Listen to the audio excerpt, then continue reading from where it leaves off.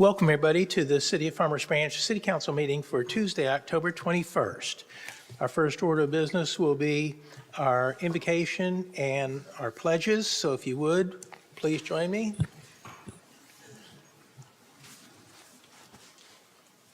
Heavenly Father, we ask that you shine your light on our city and our residents tonight as we're here to do important work for our community.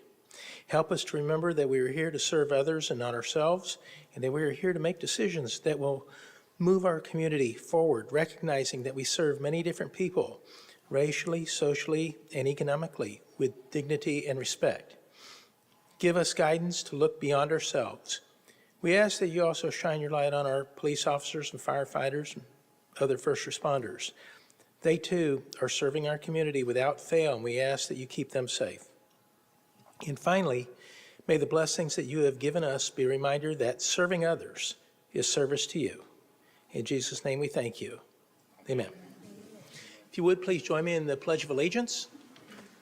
I pledge allegiance to the flag of the United States of America and to the republic for which it stands, one nation, under God, indivisible, with liberty and justice for all. And now the Texas Pledge. Honor the Texas flag. I pledge allegiance to thee, Texas, one state, under God, one and indivisible.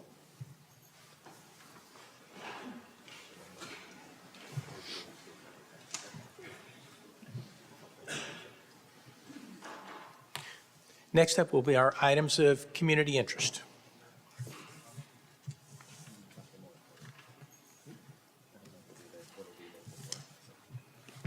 Good evening. We have a few items.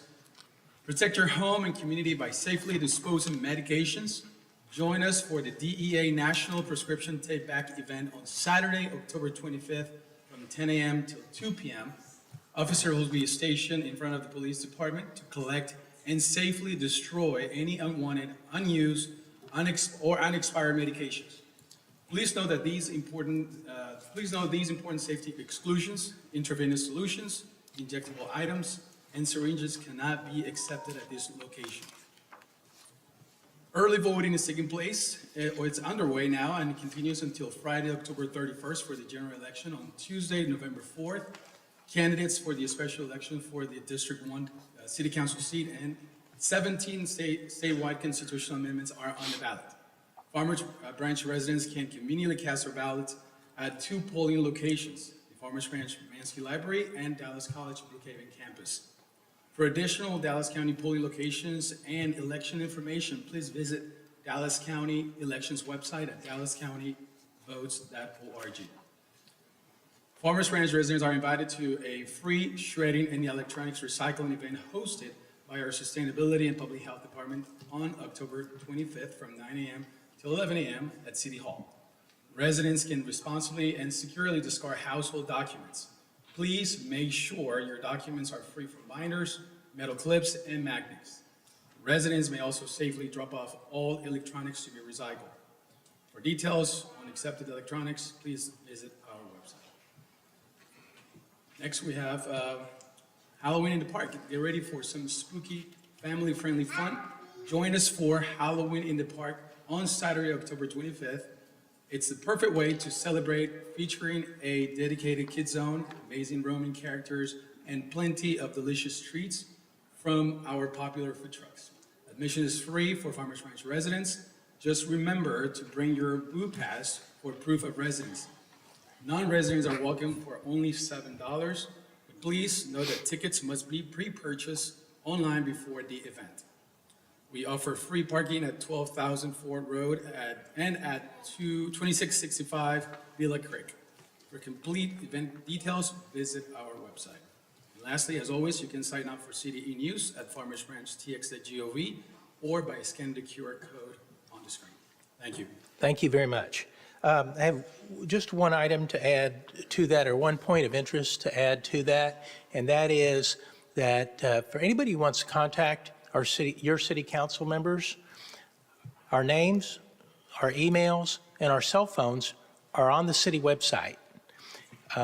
If you call or reach out to a city council representative, especially by phone, leave a message. If you don't leave a message, they don't know whether to call you back or not. So we're here to serve, and that's why our information is out there for you. Next up are public comments. I want to remind everybody that there's a 3-minute time limit for each citizen to speak. All citizens shall comply with the city's rules of decorum, and please refrain from any unruly behavior, intimidation, disparaging, or inflammatory remarks, or any other attacks or insults not relevant to policy issues or other official business within the city's jurisdiction of authority. And I have one speaker that is here, Enzo Lamb.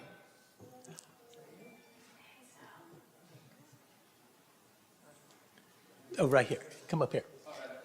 So when you come up, please state your name and address. You gotta say your name and then say what street you live on, okay? Go ahead, say your name and what street you live on. Go ahead. Okay, John. Just say your name. Enzo, tell me your name again. My name is Enzo. Okay. Where do you live, Enzo? What street do you live on? Bowers. Okay. Okay? All right. And what would you like to say tonight? I want the car to slow down on my street. Okay. So I'm going to pause this time right here. So just so everybody knows, Enzo sent me an email about cars going too fast on his street.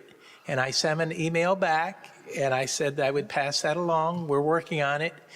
But I also invited him to come and speak to City Council because it's really important. I didn't know how old he was, but Enzo is 4, Yeah. right? 4. Okay. So, and he wants traffic in the city to slow down, especially on his street, which is Valwood Parkway. Do you remember your joke? Do you want to tell the mayor your joke?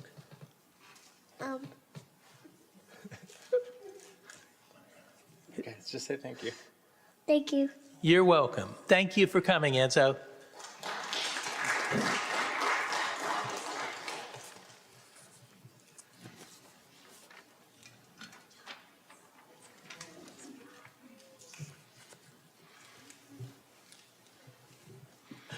And that is all the folks I have signed up for citizen comment tonight. So next up will be our consent agenda. We have a couple of changes on that. First off is item J3 will become item L6 on the regular agenda. J3 becomes L6 on regular agenda. Item J7 becomes item L4 on the regular agenda.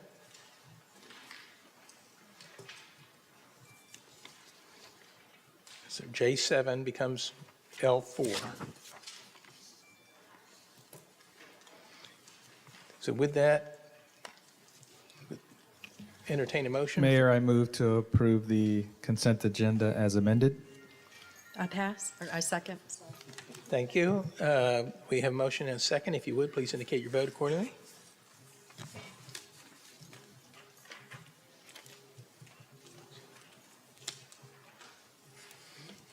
Motion passes. Thank you very much. Next up is our public hearing, and we're actually going to make a change here also. And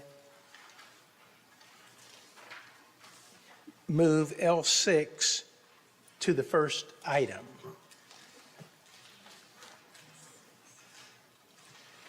Did I do that? Hold on. Yes. Yeah, you're good. That's J3. Yes. L6, which is actually consent agenda item J3, is going to be the first item.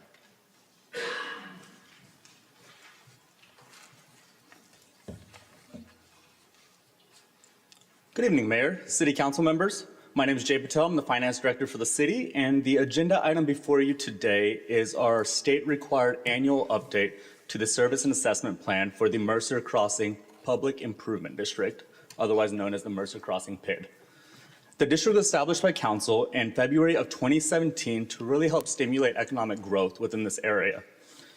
Through city-approved reimbursement agreements, the developer Centurion financed approximately $44.4 million in development, in public improvements specifically, which is to be repaid by annual assessments through property owners within that district over time.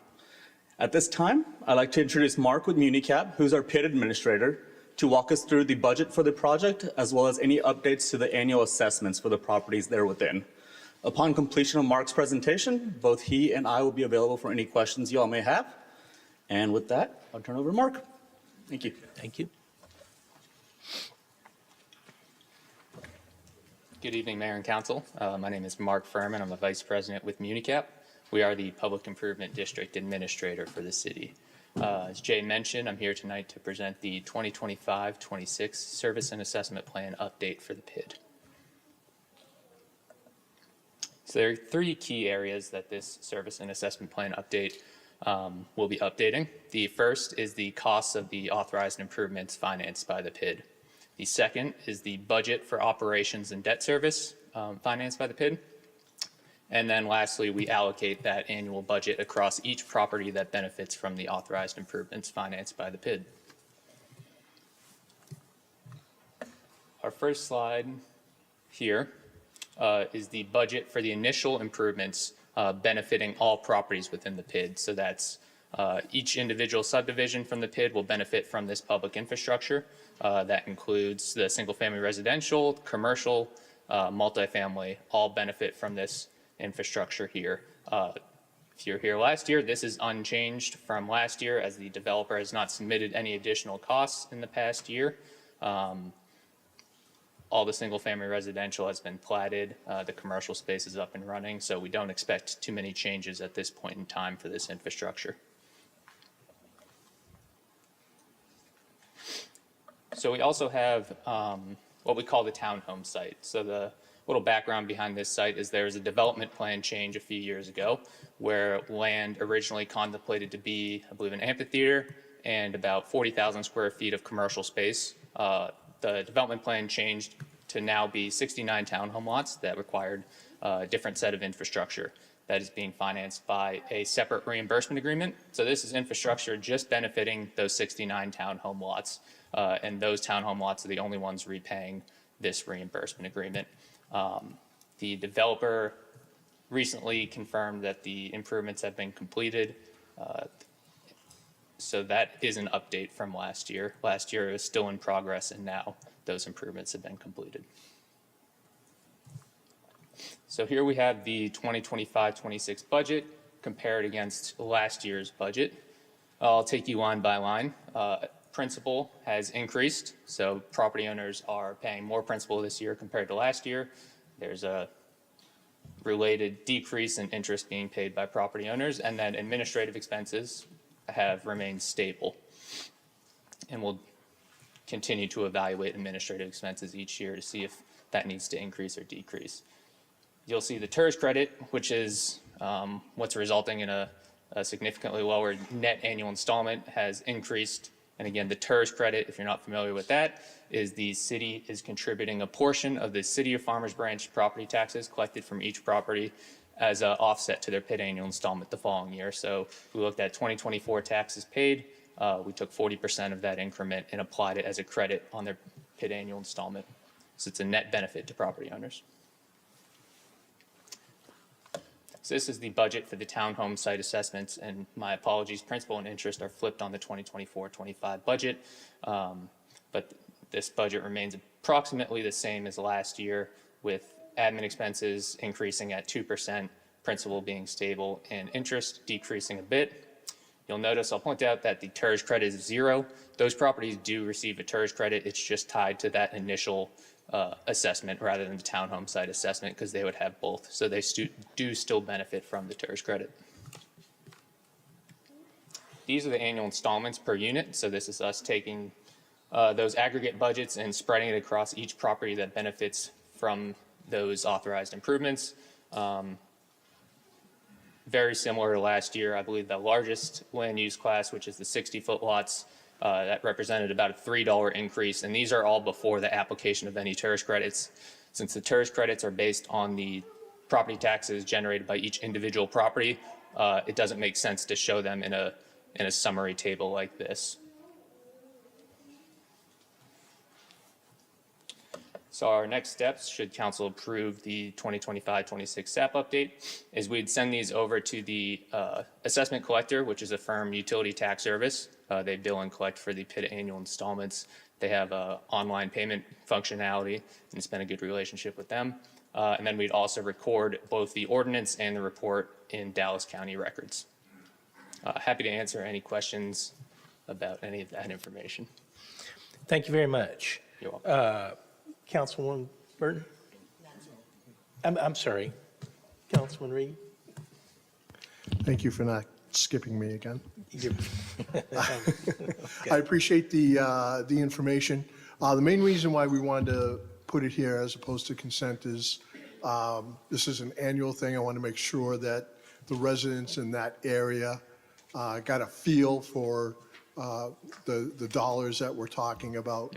So basically, because of the slight increase, but then a decrease due to TERS, it's pretty much going to be within dollars of last year's assessment. Correct. Is that accurate? Yes, before the application of any TERS credit, we're talking dollars in terms of the difference between this year and last year. Now, if they paid less in property taxes in 2024 compared to 2023, they would expect a lower TERS credit, and that could impact things. But as you saw in the net budget, overall, the $1.529 million is this year compared to the 1.6 last Right. year. So overall, we're seeing decreases. Okay, so it's going to be pretty equal to. It should be stable from year to year, particularly now that the project is nearly built out, with the remaining projects to just be those 69 townhome lots. Would expect that TERS credit to start to stabilize more and more and stop seeing those big jumps in TERS credits that we saw early on in the development, when a property would go from a $60,000 lot to a $500,000 home in 1 year, and you see a great fluctuation. Right. We'll start to see less and less of that.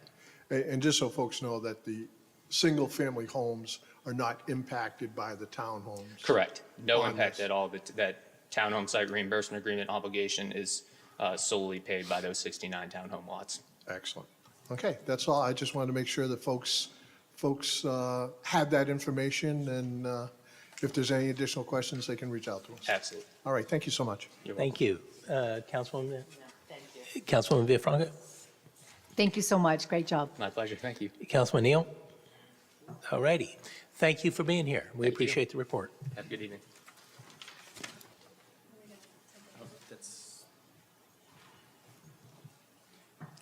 Take action. It is. So this item is marked for action. Mayor, I make a motion that we approve ordinance 3961. I second. Thank you. A motion, a second, if you would, please indicate your vote accordingly.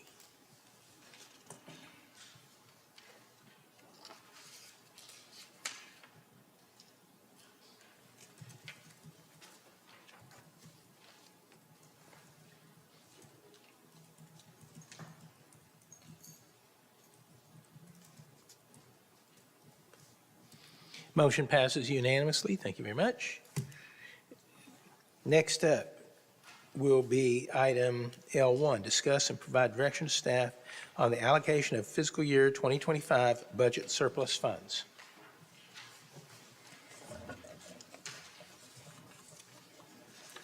Hello again, Mayor, City Council members.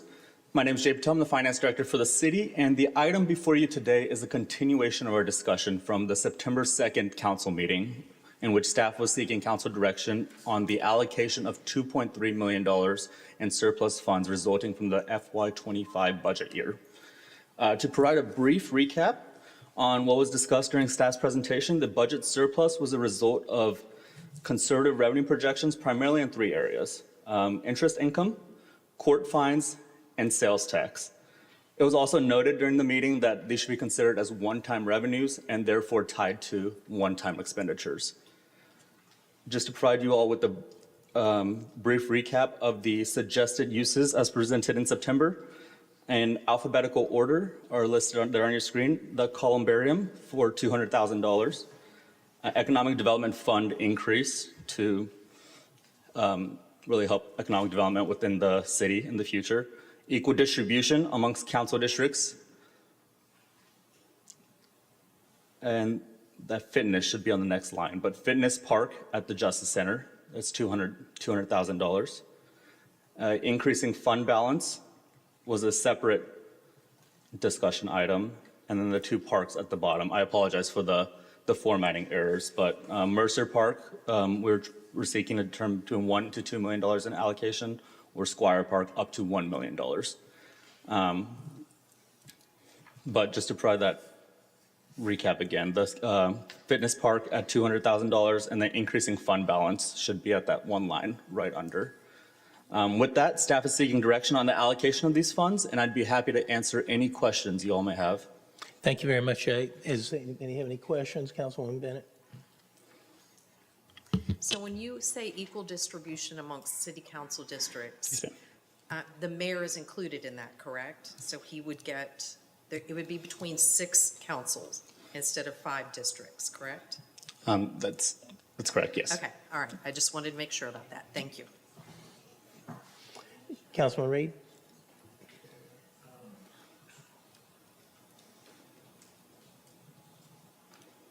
No, I don't have any questions. It's pretty straightforward. We just have to decide what we want to do. Thank you. Councilwoman Biafranca? Thank you. Could you just clarify for Squire Park, we already have 1 million allotted for the park. This would be an additional million? This would be additional 1 million, yes, ma'am. And we haven't had any numbers come in as to the expenses on the park yet? The upgrades? That's okay if you don't worry. I know it was a discussion item. I want to say a council meeting, a couple council meetings ago, but no, not exact cost in front of me. No, ma'am. And then for the Mercer Park enhancements, we already have some money allotted for the Mercer Park, but we want that project to be finished. Is that? Correct, what I correct. understand? Up to $2 million additional would see the full scope of the project complete. 1 million will also get us a portion of the way there, but up to $2 million additional would complete out that project. Okay, just from my perspective, I really think that it's important for us to pursue the Columbarium project, and of course, the fitness park at the Justice Center. I don't know how much more we're going to go over on Squire Park than the budget that we already have for it. And of course, Mercer Park, I think it's important also that we take care of, the residents there, just from my own perspective.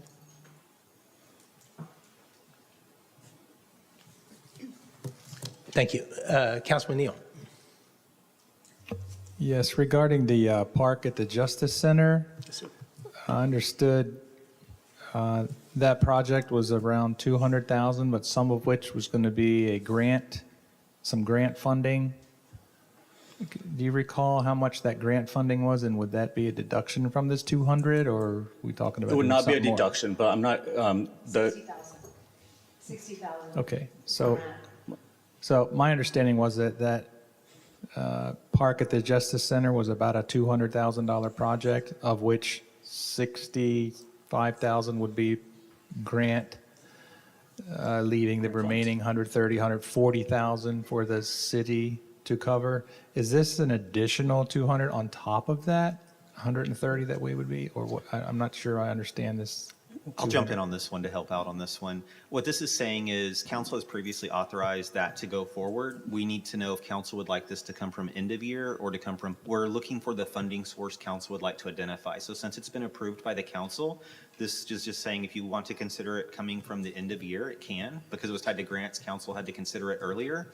Or we can use fund balance. It's up to the will of the council. I How see. would you like to reflect that expenditure? So that 130-ish thousand that we approved previously, you're just trying to determine where to take that money from, is that correct? Yes, sir. And this is just one option for Yes, that? sir. This isn't an additional 200,000, it just says 200,000 increasing, so that's what kind of threw me a little bit. Yeah, it's increased, because the money isn't there. So it's Okay. where do we pull the money from? And council direction tonight will tell us where to pull that money from. Okay, thank you for that clarification. And then on the item balance, does that just mean just save it?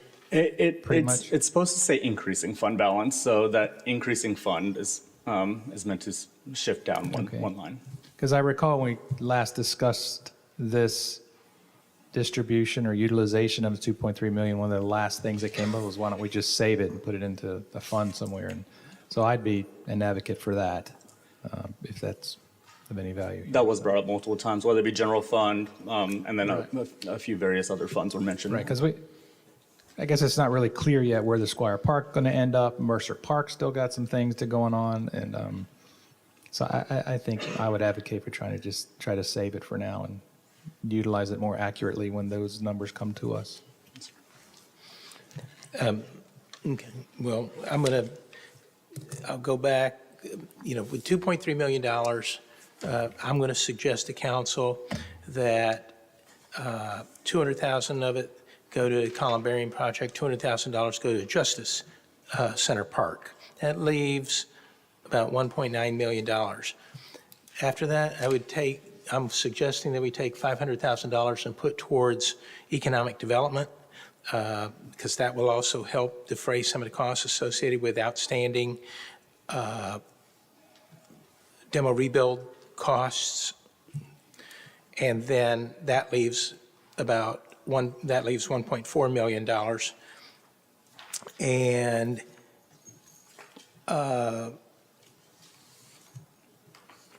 I would either suggest half of that going to the general fund balance, all of that going to the general fund balance, or half of it going, and then the other half going to parks in general. But do we have to specify one of these? Do we have to specify these two items, Mercer or Squire? If that's the only opportunity to spend that money, then I would recommend that we go put the remaining 1.4 in the, You would be increasing the fund balance.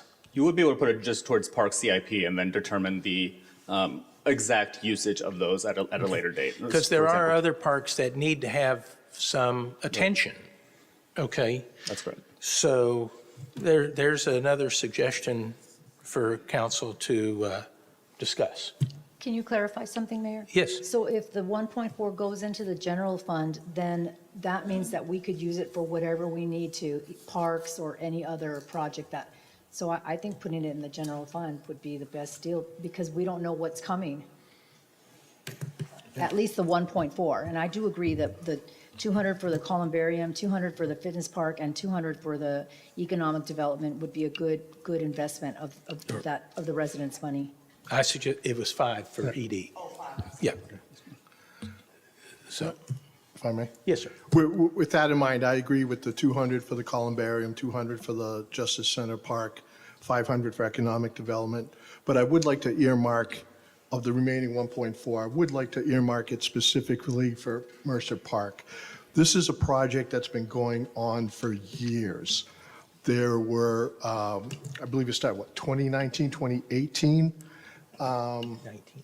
And there was a certain package that was presented to the residents of Mercer Park in that area, which included not only the playing fields, but a playground area and other areas within the park. The newest assessment, due to the delays and everything going on, is only about half of that is actually going to be able to be constructed given the current budget.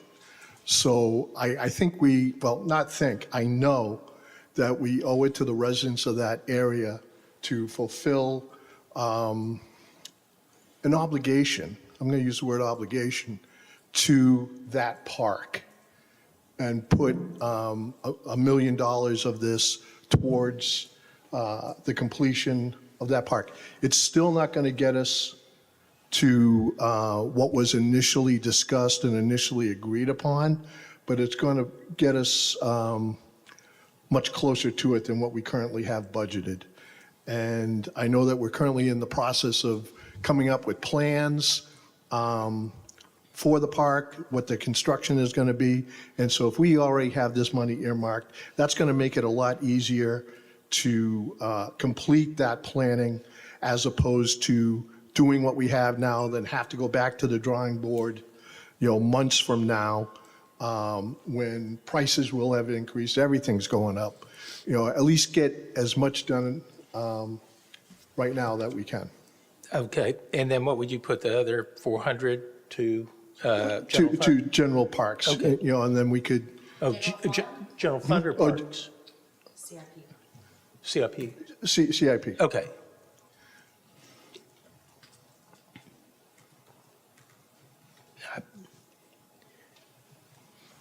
I'm good with that. Yeah, my concern is we don't know the final numbers of where Mercer Crossing is going to come out. I think everyone up here on council wants to get that park done, and we will get that done.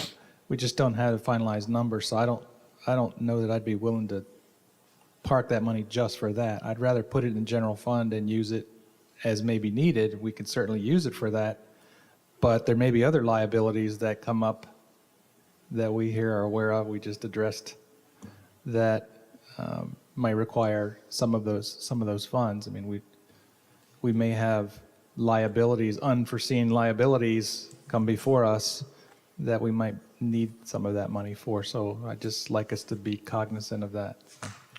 Yeah, I am cognizant of that.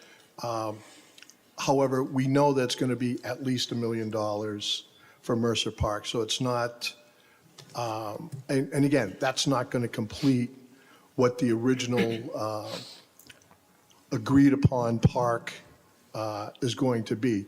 It's going to require some additional resources down the road as well, but it'll get us that much closer to meet the again, I'm going to use the word obligation that the city had made to the area in regards to the park that they were going to provide. Mayor, are you able to give us any feedback on what we're doing with Liberty Plaza? Is that in discussion, or are we, I don't have that. Okay, Ben, I'm did you sorry. say me or Ben? or anybody? Oh, Ben? That will be a future agenda item. Thank you. And it sits in a different fund the way we've structured it. One last thing for the council to consider, the ED fund is forecasted to have a busy year this year with it, so it's going to have movement. And so that's one thing to consider as you're considering putting money in there. It's forecasted by actions already of the council to have revenues that have already been done, such as the Builders of Hope and some other things with lots moving and other things. So that fund will have revenues coming in separately. Long-term sustainability is a different question. But just as the council is considering where to potentially put this money, please note the Economic Development Fund is forecasted to have a very active year of both revenues and expenditures, but it will end up in the positive based on everything that is forecasted. Appreciate that. And I'd just like us to consider, I mean, with all the activity and there are obligations, as you say, but there will be some funds coming back into it with the sale of some properties.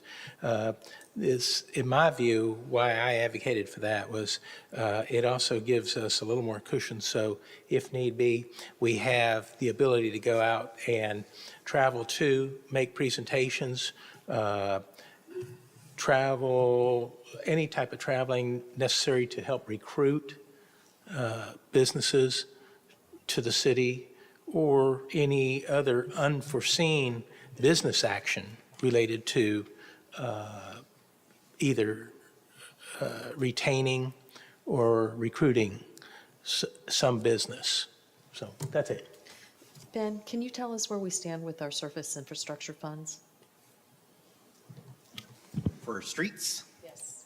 I can't, but I believe I know who can. So Ray, would you mind coming up and filling us in on where we're at with streets?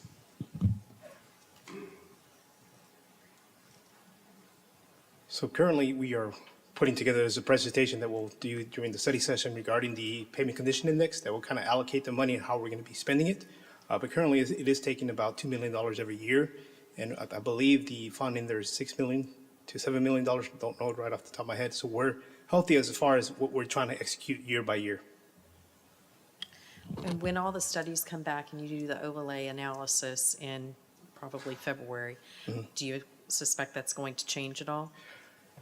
So during my presentation, I will discuss the ebbs and flow of pavement and stuff like that, but I think it'd be hold steady as far as what we're going to be doing. And so with the installation of utilities, there is trench cuts that don't necessarily take away much from the integrity of the road, but it does lower it as far as the scoring on the PCI. But again, it's just an ebb and flow of how we maintain our roads. Thank you. Go ahead. You may. I would like to make a motion, Mayor, to approve $200,000 for the columbarium, $200,000 for the fitness park at the Justice Center, $500,000 for economic development. And I do feel that we need to leave the 1.4 in the general fund, and then once the numbers come in for the varied parks of Mercer and Squire, then we can easily pull the money out from there at that time.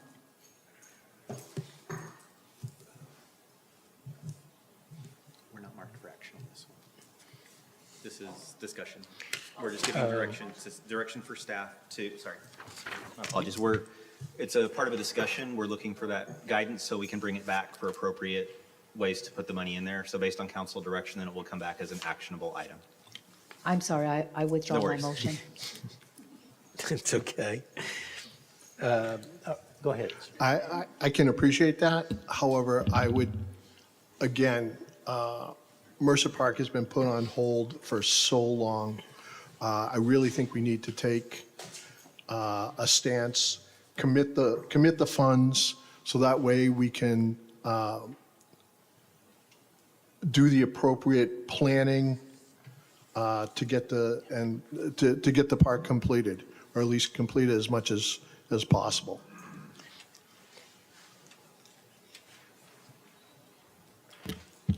So if we divided it amongst each district, that's $383,000. So that covers the mayor's columbarium, it covers District 4's Justice Park, it gives Squire D1 money towards their park, Mercer towards their park, and then my residents, however they may feel fit, or if I want to give it, obviously to one of the other districts to distribute. And that leaves them with funds that they may also distribute amongst other districts. Yeah, I'm inclined to disagree with splitting it. It reminds me when I was a kid and we all had to share one Coke and we had to split it with 3 cups and go dot by dot. I mean, we need to see what is in the best interest of the entire city, even though we represent a district. So I am not in favor of dividing it.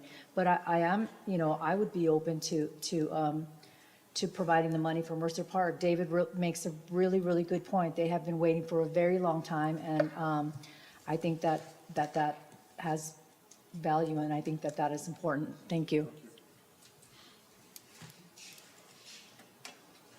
okay.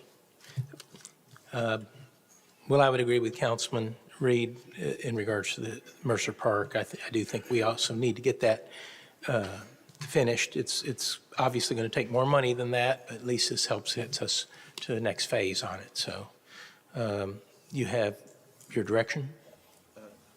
I need to make sure that is that 3 members of council are comfortable with that direction so we can bring it back as clean as possible.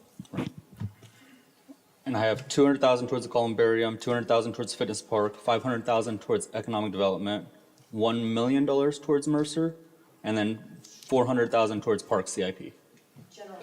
General funds, yeah.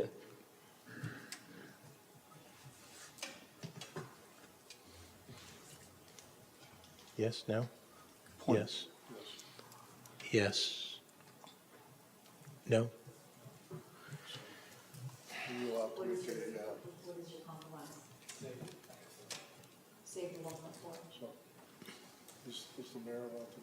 Can somebody call Councilman Roman? He's not part of the meeting tonight. He's trying to be. I'm not aware of that. So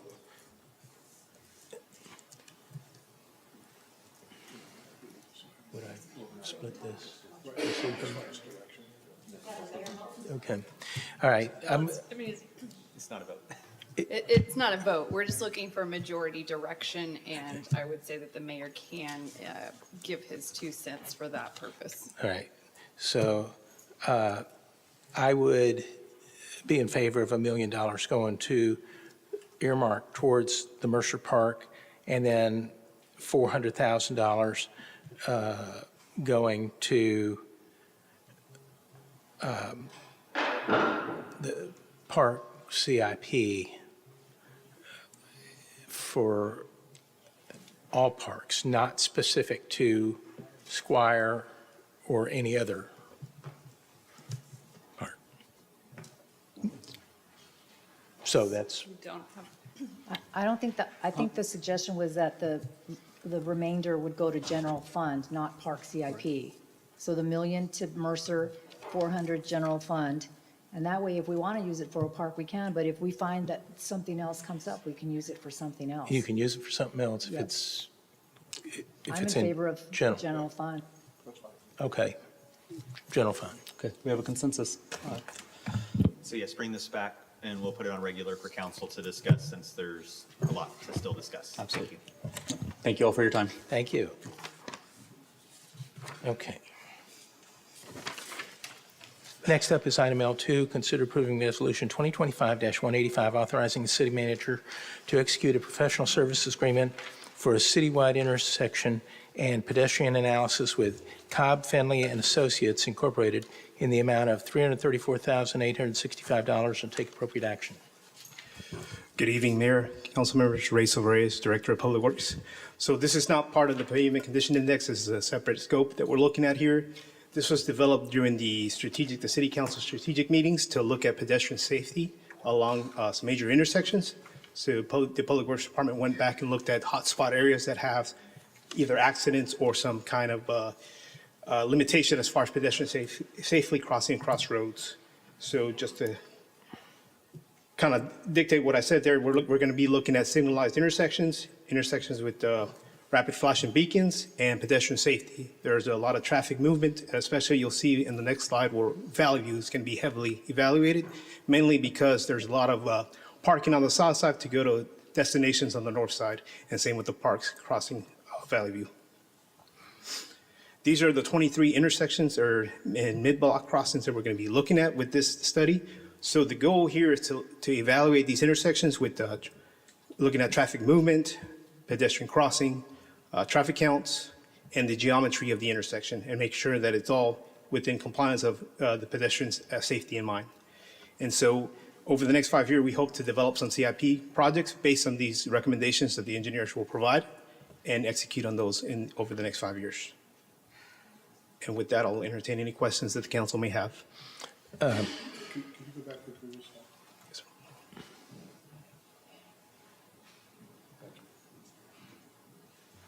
Did you work with the first responders, the police on this to come up with this list? So yes, I mean, the police would send us areas that were specifically the area on Valley View and Rawhide where we had 2 kids that were hit over the summer. That was brought to our attention. We were trying to look at it, and it was part of this original study as well. So this is something that we're trying to move forward. Like I said, the Valley View area is a highly trafficated, plus pedestrians crossing north and south for the Firehouse Theater or for the trail as well that's in that area, in the Hoya Park. Was there any other way other than to go to an outside service to do this analysis? Yes, unfortunately, we don't have a professional traffic engineer on staff, so we do have to go to a consultant to help us with this. I know that the price tag is a little bit up there, but it is, like I said, we're looking at traffic movement, we're looking at traffic counts. There's a lot of geometry involved with each intersection is unique and different conditions. So that's what we're looking at here. Okay, perfect, thank you. You're welcome. Councilman Reed?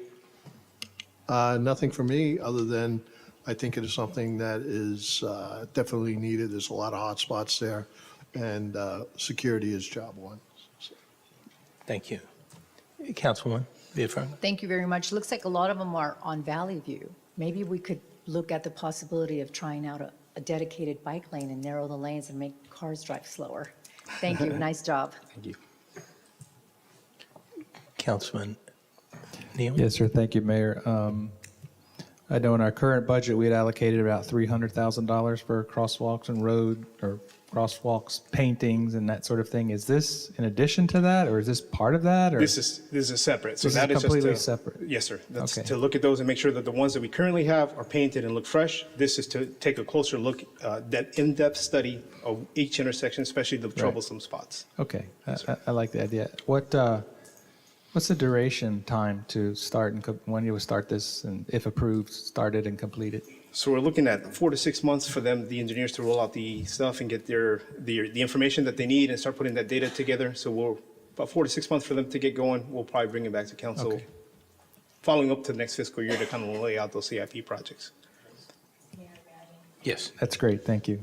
So could you sort of walk us through, so they will do the report and then we will be coming in behind them doing the work, or we have to wait until the report They're going is to do a complete? full comprehensive study, and then they'll lay out, so similar to like how we did the creeks, they'll do a prioritization of what needs to be done, and we'll follow that list moving forward. Perfect, and if there are any danger zones. And if there's obviously anything, we'll- yes, that needs to be done, implemented right away, we would look at that too as well and consider Okay. that and put them higher. So Great. they'll be ranked.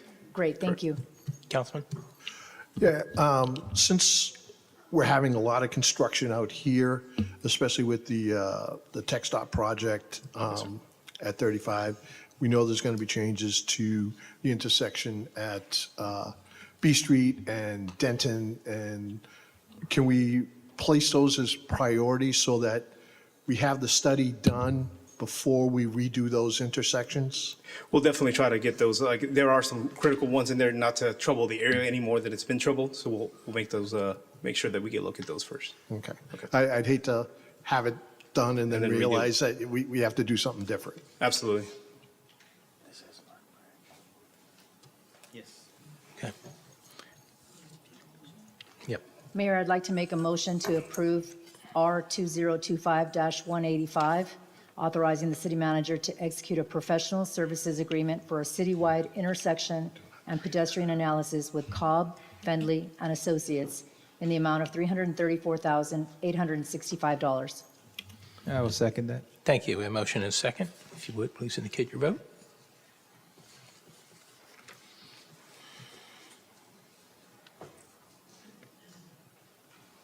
Motion passes unanimously. Thank you very much. Next up is item L3. Consider filling vacancies on the Senior Advisory Board for Place 2, Alternate 1, and Alternate 2, and take appropriate action.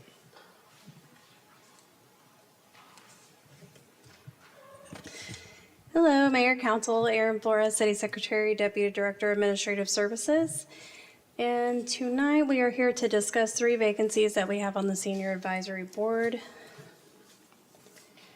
So currently we have a vacancy for Place 2, Alternate 1, and Alternate 2, and we have received 9 applications. And these are the applicants that we have received applications from. I do want to let you know that Shirley Schaefer let us know she does not actually think she'll have time to serve. So we had already gotten out the packet, but the rest of these are able to be considered. So the 2 options that we have tonight is we could fill 1 or more of the vacancies with a new applicant, or we could take no action. Typically, we would be able to move an alternate up into the vacant position, but since we don't currently have any alternates, then we'll have to choose from the applicants. And I'll leave this up, and I'm here for any questions. Thank you very much, Aaron. Councilwoman Councilwoman Bennett? Councilman Reed?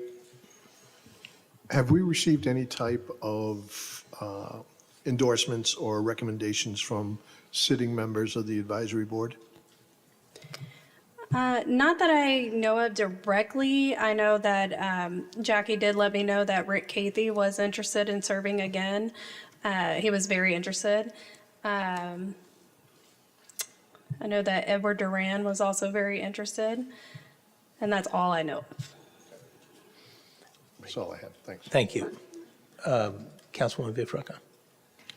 I just want to thank everybody for coming out, all of the people that applied, 9 people, that is really wonderful. I've just started being more active at the branch connection. I was in denial about being over 50, and I just signed up for an art class, and it's really, really nice. So I just want to thank everybody, and I do have a few recommendations of people that I see at the branch connection all the time. I don't know if this is the right time or we want to let Councilman Neal go first. I don't really have much to add other than I have my recommendations of names. I'm aware of Rick Cathy, who's had to step away for some some things, but is now eager and he's knowledgeable historically on the board. I know he's eager to come back if we would so select him, so I would be advocating for Rick. I'd also like to see Ever Oviedo, someone I think the Senior Advisory Board's already familiar with and is comfortable. I think it would be good. And my last suggestion would be Marcia Valente. I know she's kind of new, but I think maybe it helps to have a little bit of new blood now and then, and someone maybe bring a slightly different perspective. So those would be my three. Do you have a offerings. recommendation for the place you would like? Not really, no. Okay. Don't have a preference. Okay. I'd like to recommend Everardo Oviedo for place 2. I think that he would bring different perspective and different community events, ideas.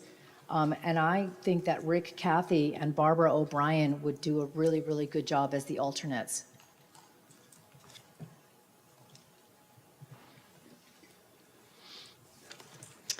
Okay. Anyone else? I think for place 2, it would be beneficial to have someone experienced in there, and for the alternate positions to have newer members so that they can learn and be exposed to what's going on. So I think Rick in number 2, Edward and Everardo as the 2 alternates. I'm sorry, who was the second one? Number 2 and number 3, You said Everardo and who else? Edward. Oh, Edward, okay. I'd agree with that. Can you state that, Aaron, can you repeat that? So he recommended Rick Cathy for place 2, Everardo Oviedo for alternate 1, and Edward Duran for alternate 2.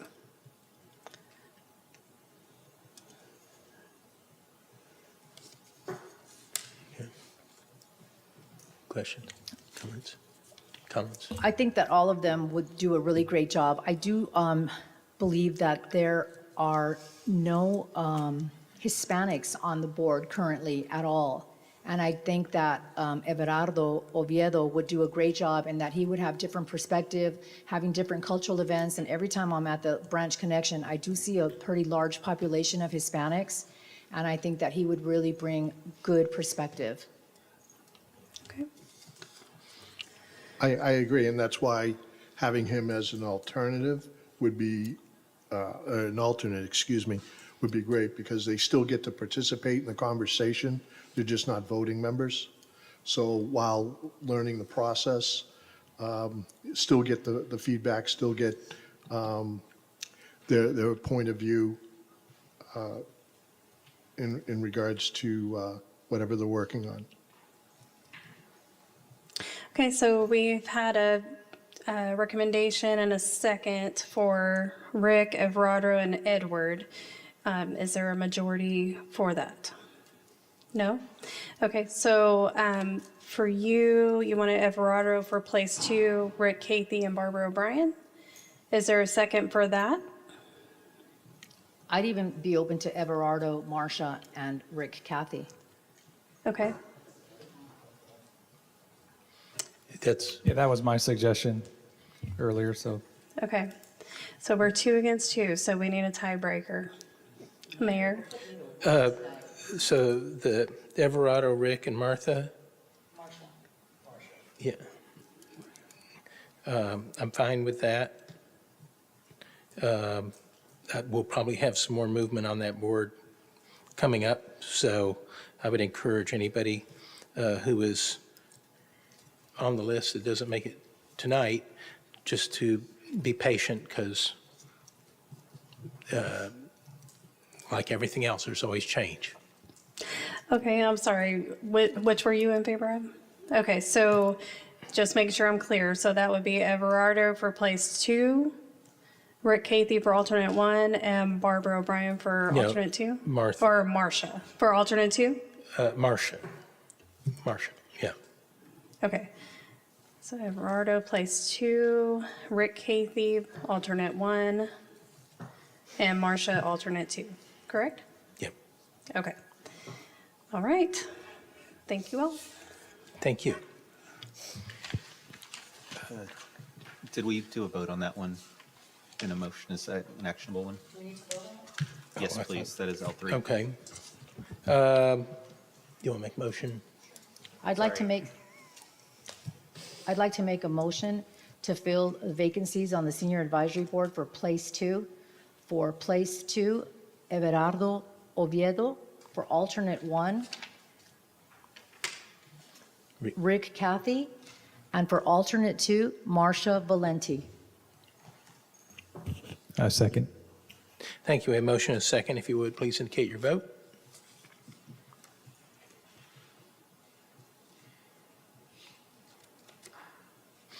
Motion passes. Thank you very much. Next up is item L4, which comes from the consent agenda J7.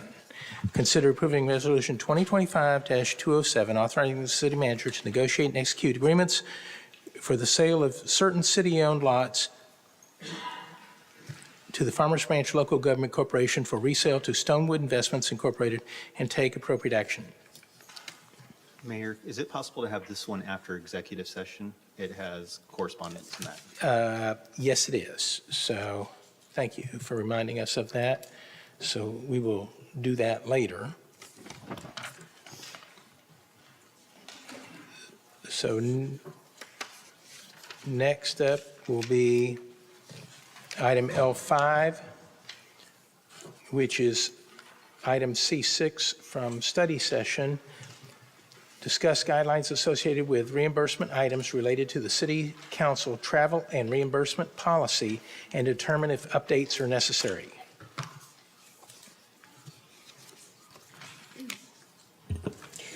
Hello, me again, Erin Flores, City Secretary, Deputy Director of Administrative Services. I don't have a presentation for this one. Staff is just here to answer questions or take direction from council.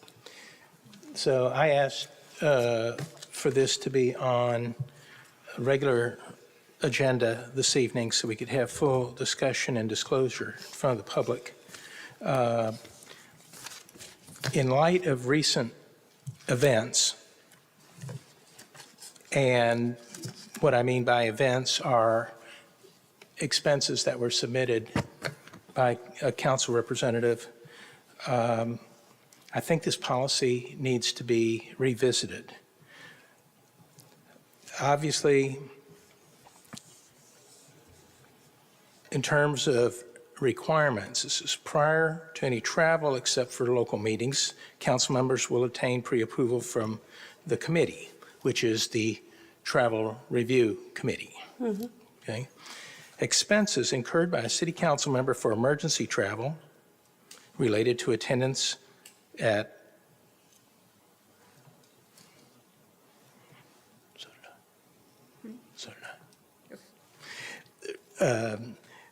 related to attendance at legislative hearings or other meetings directly related to pending legislation during legislative session do not require approval of the committee. Okay, that's reasonable.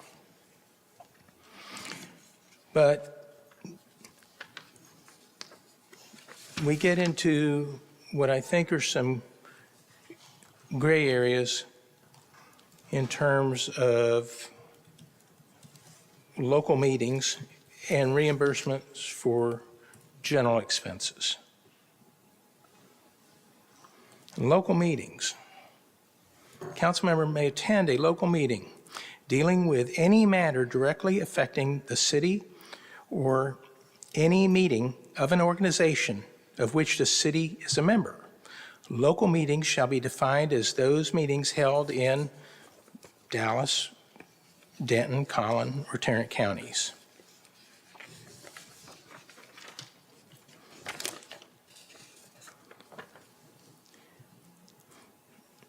Furthermore, it goes on to say, the city will reimburse expenses for local meetings such as meeting lunches and dinners, as well as travel by personal vehicle for approved local meetings using the IRS maximum rate. plus tolls and parking fees. Expenses incurred while hosting visitors from other cities, organizations are also allowable and will be reviewed by and approved by the committee. That's reasonable. A council member is entitled to reimbursement for any actual and necessary expenses incurred in the performance of official duties of the city council member, including expenses incurred by the city official for which there is a reasonable connection with a city-adopted policy, position, purpose, or goal.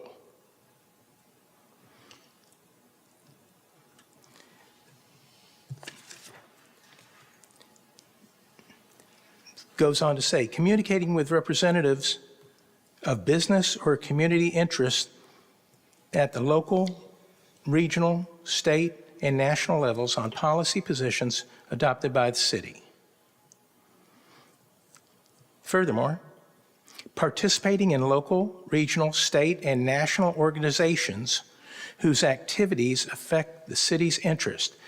Such organizations include, but are not limited to, local civic organizations such as the Chamber of Commerce, Rotary, or Sierra Club.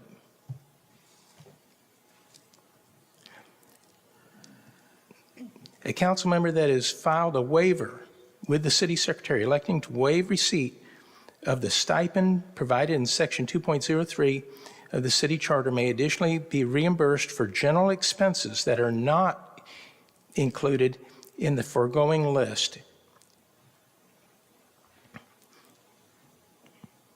incurred by that member related to the performance of their official duties, and may be reimbursed up to a maximum of $2,400 per calendar year. Has anybody waived their stipend? Yes. Who? Am I okay to answer that? Am I okay? Councilmember Roman. When did he do that? I don't know the exact date. Okay. Such expenses are typically incidental expenses that a council member incurs outside of travel for and/or attendance at an official public meeting or event, including without limitation to the following: community events, events hosted by local organizations or nonprofits that benefit the city or align with its policies, meetings with constituents or stakeholders, social events that facilitate relationship building with key individuals or groups in furtherance of city business. I understand that there was a National Night Out party last year in District 1 at Squire Park. Councilman Roman indicated at the time that he was paying for that event.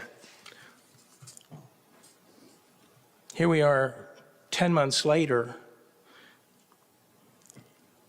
11 months later, and Councilman Roman submitted an expense report request to the city for $2,600 for 2024's National Night Out Party.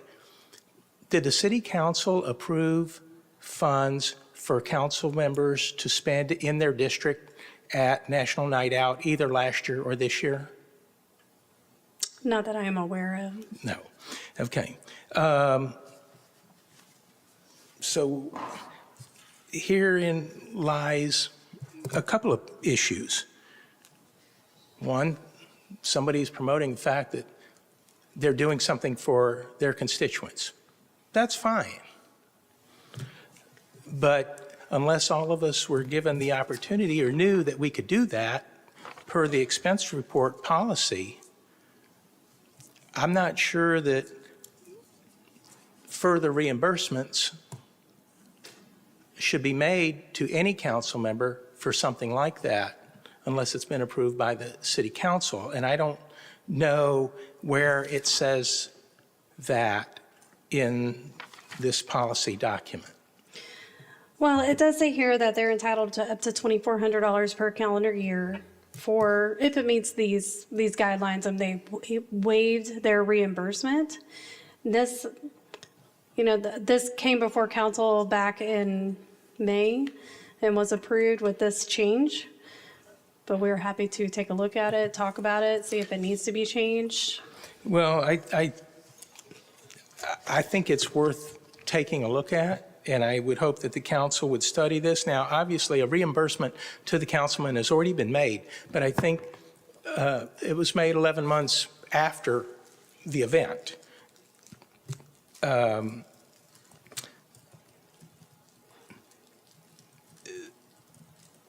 So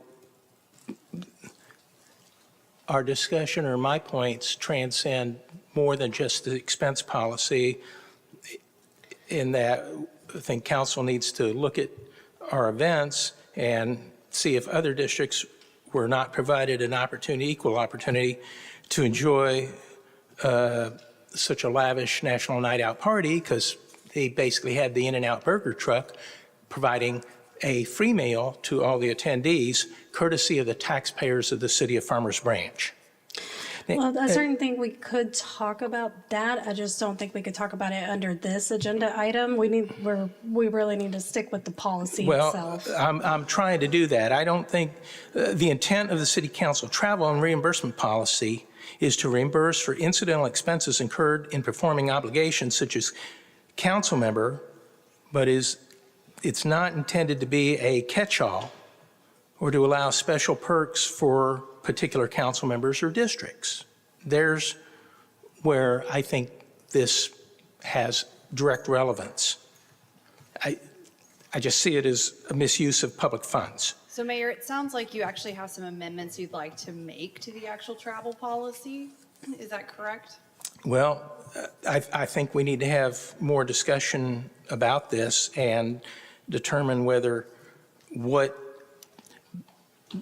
the travel committee signed off on, if they actually knew what they signed off on, and I'm not holding them responsible, if some of this falls into a gray area that wasn't stated in the travel policy, then they had no choice but to sign and approve the expense. Well, we could if you wanted to. I mean, there's no current process in the policy, correct me if I'm wrong, Aaron, or we could reevaluate a reimbursement that's been approved. There's no appeal or anything like that. Not at this time, but it doesn't say it can't be. Correct.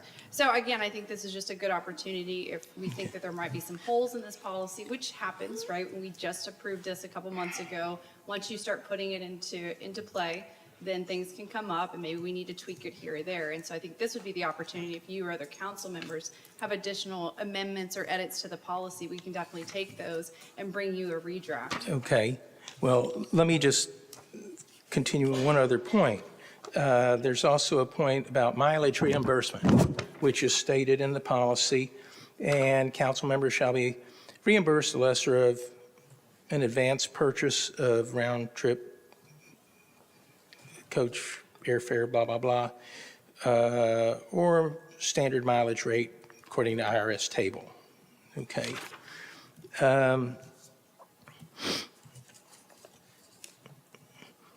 If a council member is driving a personal vehicle outside the city and has car failure, then obviously they pay for towing, council must pay for repairs, et cetera, et cetera. I don't see any place where it says that a council member should be reimbursed for mileage from their house to City Hall and back to their house. I fail to see that in the policy here, and yet Councilman Roman was reimbursed $211 because he submitted an expense report for 14 months worth of meetings, including the National Night Out Party.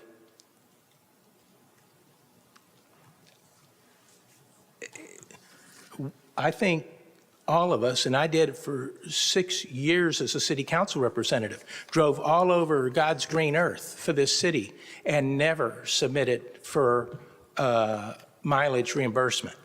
And I don't know that anybody in the history of the city of Farmers Branch has ever submitted a mileage reimbursement request from their house to City Hall and back. And so, again, it may not have been spelled out specifically in this document, and that is why I have great difficulty with this. You know, we were elected to serve. We knew that going in, and that's I think it's an abuse of the position or abuse at least of the policy, my opinion. Councilman Neal, I know you had requested this also, so I'll let you speak. Thank you, Mayor. Yes, I did ask for this to come forward as an item for us. As I serve on the travel committee, I do review and approve these reimbursements for council, and I recall the incidents he spoke of, and there are no clarifications in a policy for council. So I ask that we develop and put some guidelines in place regarding things such as what the mayor may have spoke of. I'm not advocating for or against what the mayor.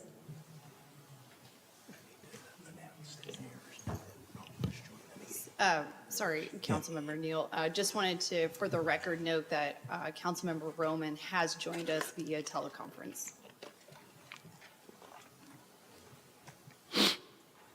Go ahead.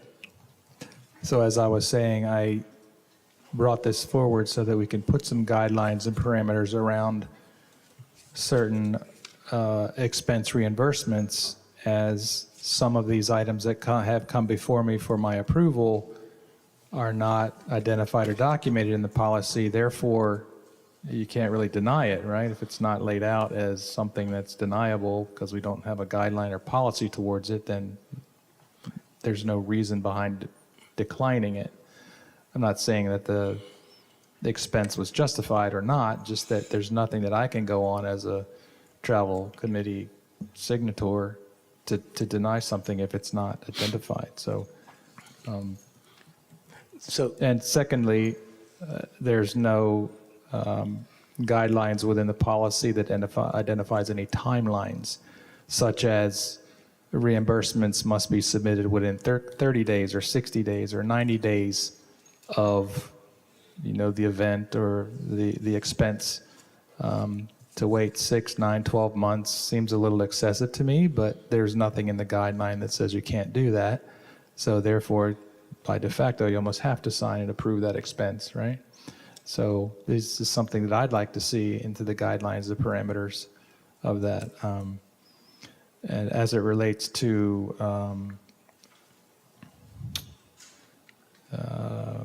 the section about reimbursement for general expenses, I think that we should put some parameters around that as well. I don't think it should just be wide open that a council person can go and spend however much they want with any of those particular items without either some sort of pre-approval or some limit known to them that, above this certain amount it's not approved, so to speak.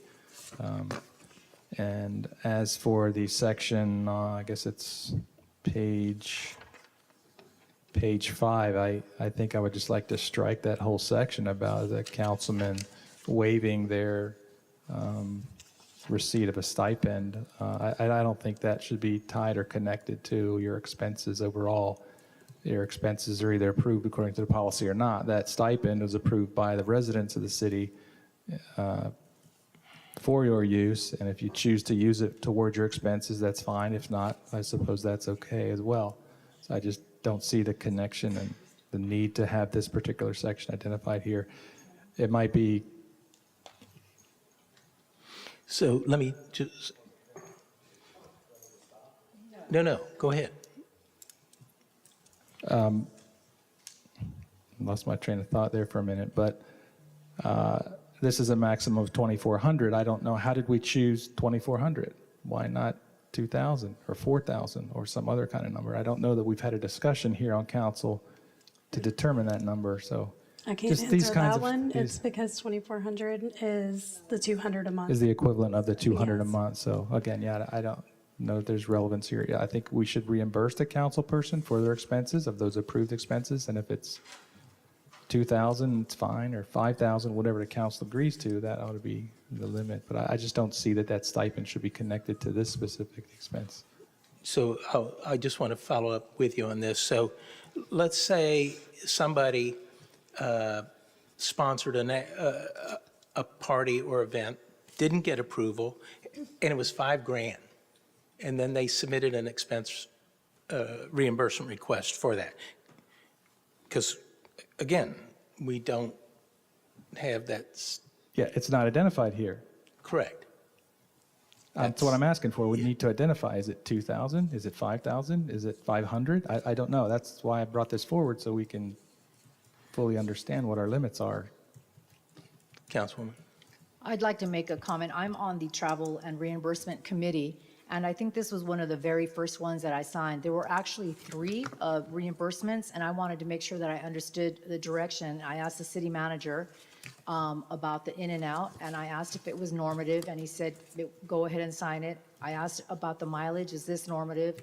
He said that it would be fine, and I also asked about an expense report for the mayor on reimbursement for breakfast with the mayors, and I wanted to make sure that I was following direction, and it was fine. So I signed it, and then when our national night came out a few weeks ago, I asked the city manager what our budget, what we could have, what our budget was for National Night Out, and he said there was no budget. So there seems to be an issue with, inconsistencies and playing the system. I mean, I don't really know. I'm learning, but there certainly are inconsistencies. I asked, what my budget was, and there was none. How much money I could spend on National Night Out. Yep. Okay. Any other comments or discussion? I have a comment. Councilman Roman?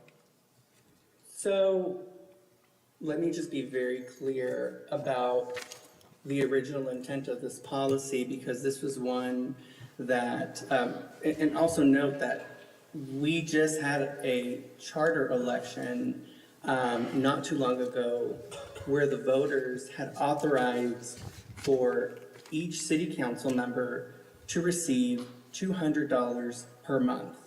And the mayor would receive $400 per month while they were in office.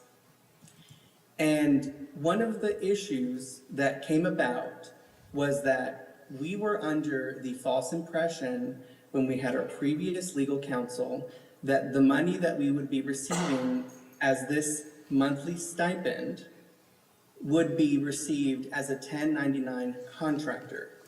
And for those who aren't familiar, the tax consequences between a 1099 contractor are different from that of a W-2 employee. When we had our new legal counsel, they did thorough research and determined that we actually were not going to be 1099 employees, that we would be W-2 employees, meaning that we would have to be subject to the same employment taxes that anybody else in the city of Farmers Branch would be responsible for. In addition, the council members and mayor would also be subject to paying for, towards the pension. We would be required to contribute to the mandatory pension as well.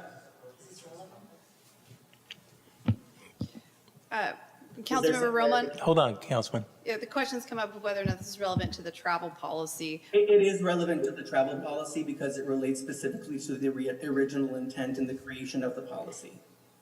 And the purpose of why you asked for this particular, the stipend waiver provision to be included in the original draft. Exactly. Am I good, Nicole? I think that meets the minimum threshold for relevance. Yes, you may proceed. Okay. So as I was saying, so that was sort of the issue that was created. And I know that there were other council members who are on this dais who had expressed concern with regard to the way that this, the tax implications that that would have on us as council members. And so one of the things that I had a conversation with Whit about was regarding creating sort of a reimbursement policy rather than receiving a stipend. And if you read the policy clearly indicates exactly the requirements that one must abide by to receive the $200 a month stipend. And it says on there that you would have to purposefully and in writing submit to the city secretary a document saying that you are waiving the $200 per month that you would be receiving from the city. And by waiving that $200 a month W-2, you would then be receiving an allocation of $200, provided that you would submit adequate reimbursement for that policy and for that expenditure. The policy was just adopted, I want to say like in June or July of this year. So with regard to a 12-month waiting period or a 6-month waiting period, or you have to submit expenditures within a month, this was something that I had been working on with WIT for a very long time, that it took this long to get to the city council to have discussions about it and then for it to be approved. And so it finally got approved in sometime this summer, and then shortly after that is when I had applied for it. And the purpose was that, as Aaron had mentioned, the $2,400 is the $200 a month. Now, when you spend your money that you're receiving, if you are receiving the W-2 stipend, nobody asks or questions you on where you're using the money, how you're using it. Heck, for all we know, somebody could be taking that money, putting it in a bank account, and using that for a campaign contribution for somebody. And no one's gonna care.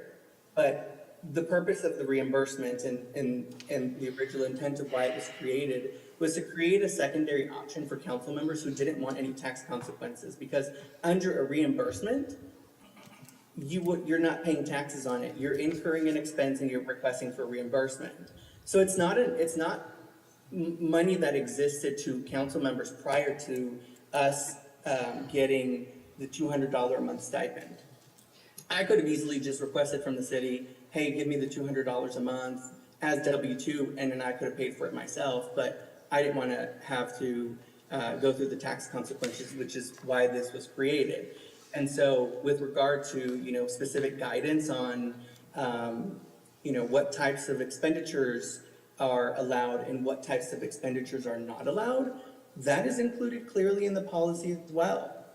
On the last page on here, it specifically says that community events are those that are covered. And if that isn't, that doesn't fall within there, the last sentence of that previous paragraph mentions that, other events could be under this. So in terms of the expenditure that's being discussed that I had requested for, this was for a community event. It was the easiest thing that could be done on short notice so that we didn't have to pull out grills and have everybody cook and have a national night out. And it was just easy and convenient to do it that way. And it was within the policy. And so, that's what happened. No pre-approval was required either. It's clearly within the policy, and that's part of the reason why we created this policy, to have clear guidelines. And in terms of wanting to know what's not covered, the immediate section after what is allowed says non-reimbursable expenses. And that was something that when I was working with WIT to create this specific policy, I said, let's identify the things that are allowed and let's identify the things that are not allowed. So again, it's not that we have this expense account and we can use money for whatever purpose. We have a $200 a month allotment that we are given by the charter already. And so this is just a different option. And this was something that was already explained and it was unanimously approved by the city council. And now I understand that maybe at the time there wasn't the forethought to know that maybe there's an expenditure that's going to come that you're not going to be happy with, but the policy is here for people to use if they don't want to encumber any tax consequences from being a council member here. And Councilmember Roman, before you jumped on, there was a question whether or not you actually fall under this. Have you actually waived your stipend?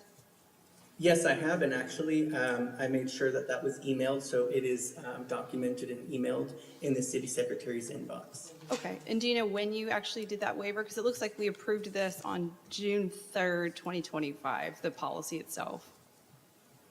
Yeah, so it was after the policy was adopted, because it was at that time that the policy had specifically indicated the rules and procedures upon which somebody could request for reimbursement.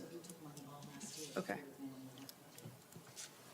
So that's what happened, and so I just want to make sure that it's clear on the record exactly what the intent of the policy was, what the policy spells out, what it doesn't spell out. Now, I understand if you want to create, more, exceptions on what can or cannot be included, but in terms of this specific expense, it was fully within my right as a council member to request the reimbursement. And you know, if there's a question about whether I received any dollar as a W-2 prior to, at any point, I've never received anything because we were working on this policy for so long. It took almost a year to put together. Hey, Omar, I just have a couple questions.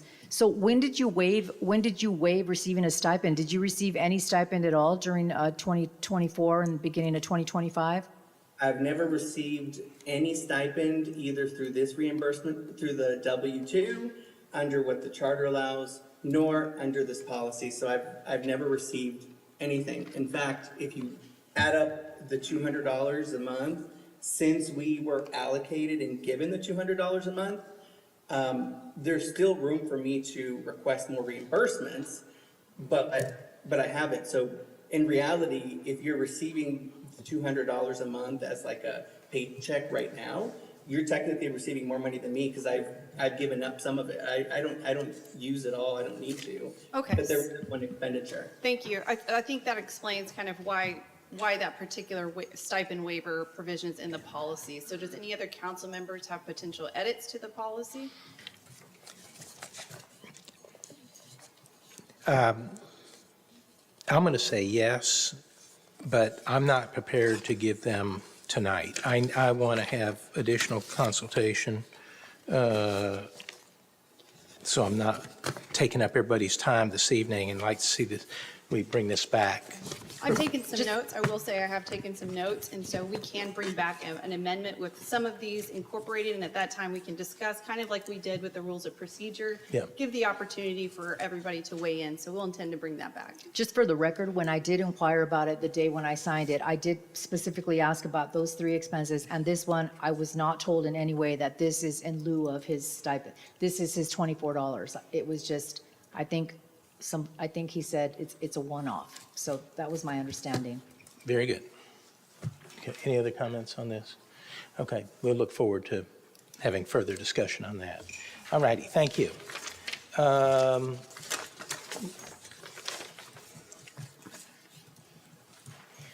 Next up will be item, J7 after yep, executive. J7, which is, let me just get to that. Consider, that we're going to have J7 after our executive session, so we're going to put that one on hold for the moment. Sorry, I'm just trying to keep up with all these little changes, so that concludes our regular agenda.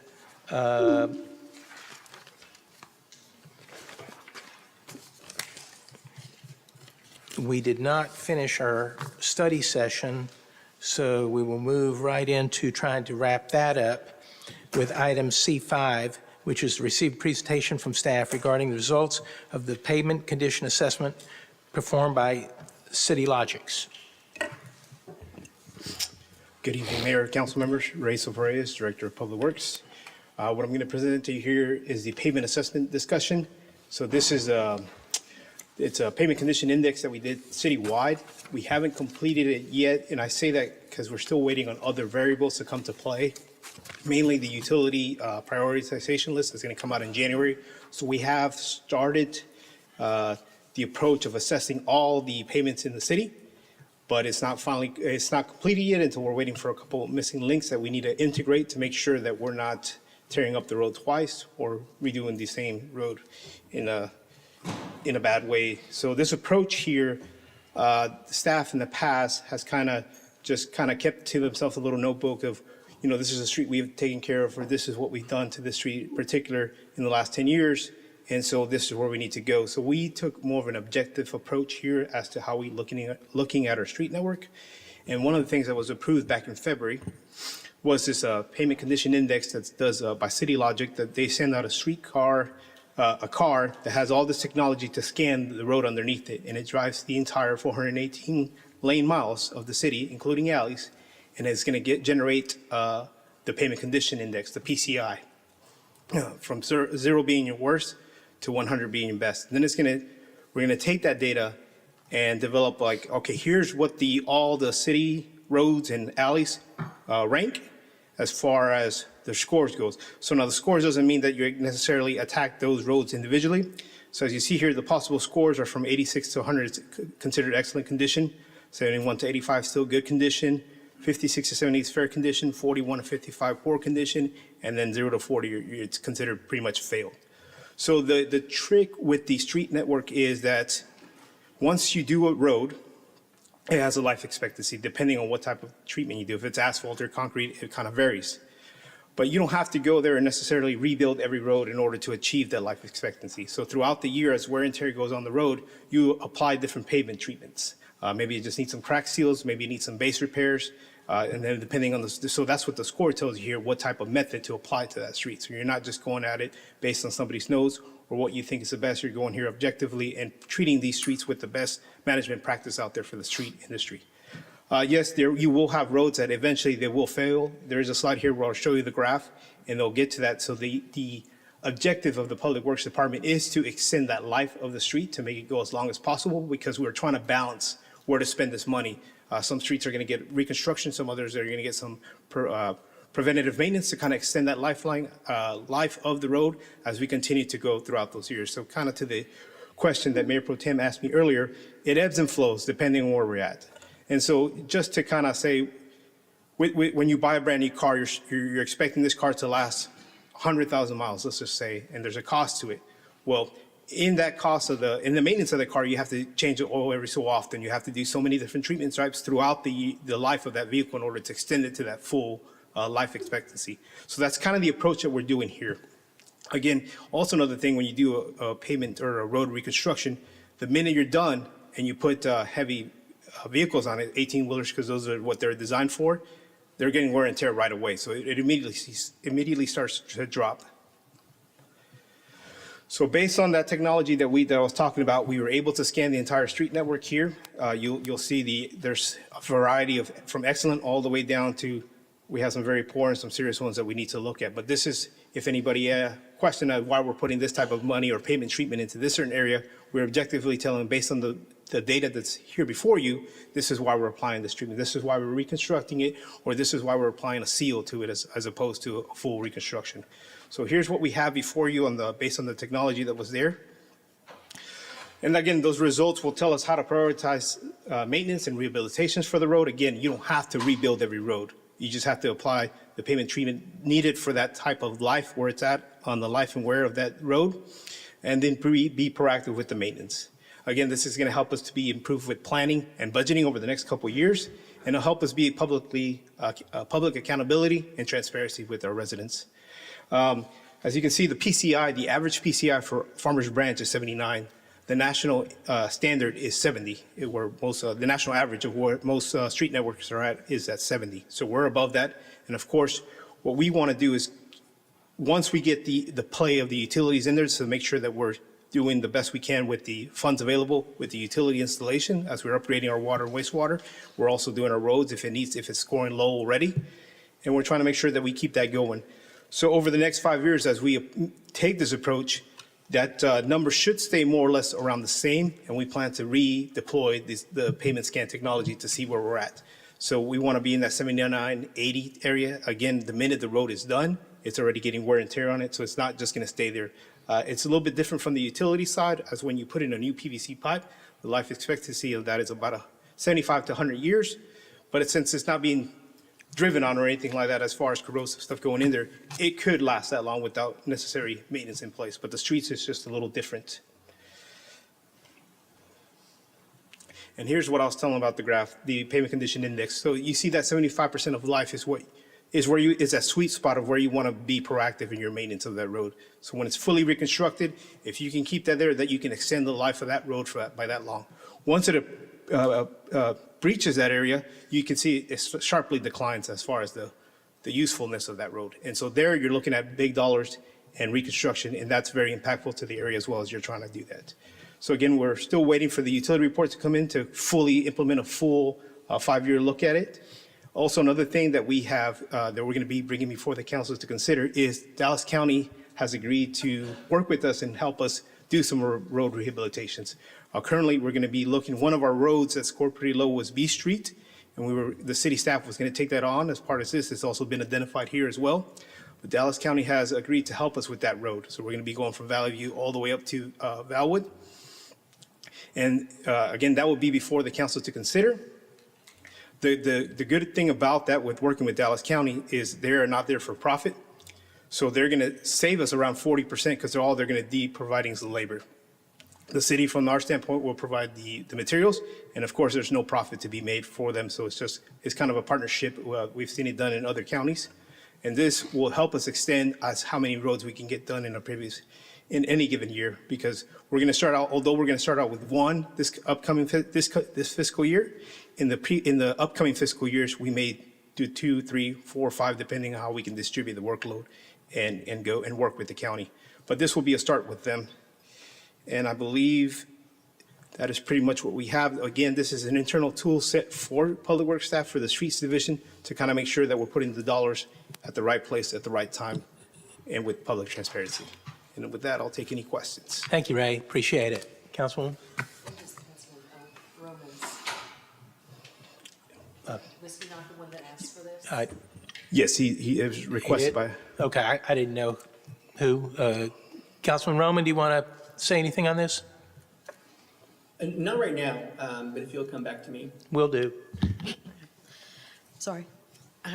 So, as I asked earlier, the overlay, when we get everything back in January, February, and you make this, will you do another presentation to us so we know where we stand? Of course, that's the plan, is to make sure that we're in tune with what the council is desiring to do for the city, and that we're also spending the money wisely and making sure that we're not double cutting where we need to. Thank you. Yes.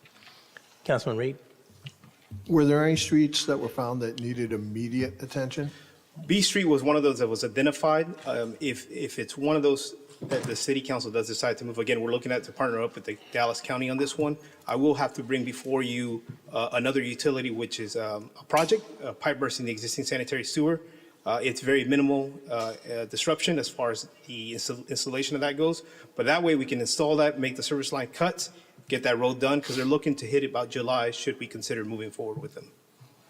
But that's one of the big ones. And we do have High Valley also that's underway, but there's not much. It's a very low as far as where the utility is at right now. It's not going to impact it. Councilwoman Villafranca? Thank you very much. I just want to personally thank County Commissioner Elba Garcia, who reached out to us, who reached out to me to talk about what the needs of our city are. And I believe that it's like 40% savings. Is that? That is correct. That they It's are about offering. more or less of what it generates, a 40% savings. So that is huge. And when I met with her, I indicated to her that it was important for me that we go where the need was greatest. And District 1, B Street has just been a constant complaint for a long, long time. So I'm really glad you're focusing on that. Thank you. Correct, and thank you for that meeting there. We also went with them to look at a project that they did in Carrollton, and they did a great job. So I believe they'll deliver a nice road, should we approve that. Great. Councilman Neal? I do have a question. Yes, sir. And that is, this report, let's just say it mentions, and I'm just picking a street, Ridge Oak, long street, okay? Will it narrow it down, because all of Ridge Oak is not bad? Will it just say between this point and this point on Ridge Oak? So yes, the way the technology, that's why I wanted to provide you with the raw data, but it's so big because it's broken down into segments, block segments based on our GIS. Okay. And so it does have all that broken down as to which segment needs certain ones. When you look at B Street specifically, they're all pretty much more or less in line. And so yes, there's a certain where you may need to reconstruct a certain part of the street, but not necessarily the other half, depending on, and we also, for whatever reason in the past, we have different pavement type in the same road.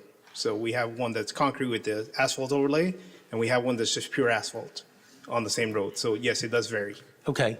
And so when you come back to us with that data, it might be helpful for us to see not only the street, but the district that it's in. Absolutely. Just so we know that we're attending to the whole city and not just focusing in on any one specific area. Absolutely, and based on that report, again, there will be other roads that receive different pavement treatment type, but there will be some to do reconstruction, and we'll be transparent on that as to where it's going so that everybody sees their dollars going to work. Sounds great. Thank you. Councilman Roman, you have anything else?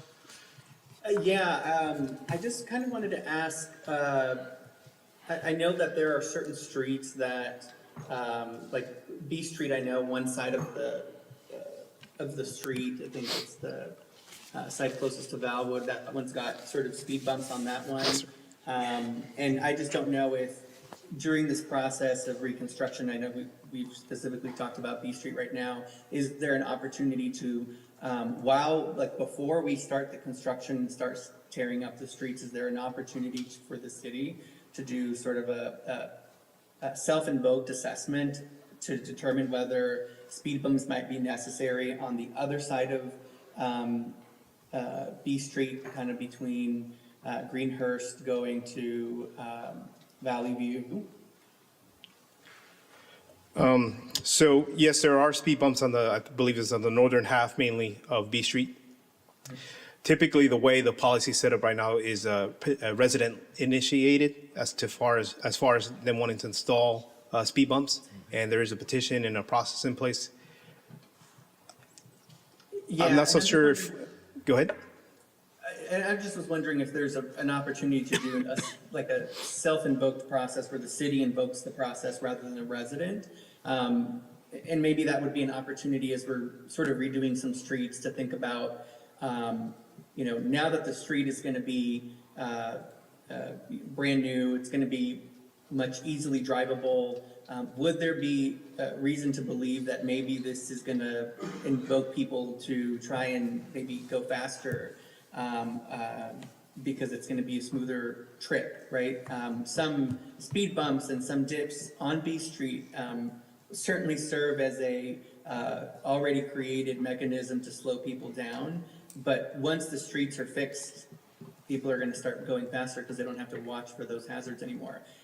So I'm wondering if there's an opportunity for us to, while we're redoing these streets, to also evaluate them for any sort of speed concerns that might exist outside of the normal process that exists for residents. We can surely take a look at that and see, maybe propose something to the council, how we'd want to approach that. Again, we've typically left it up to the being resident initiated, but we can definitely take a look and see how we can do it from a city side and help. We can take a look at that as well and provide that, what research we do or what we can do to initiate those. Sure. And then can you walk me through the process of, I guess like getting the first few streets fixed? That sounds like I've heard B Street mentioned from you, and I assume that's going to be high on your list of priorities.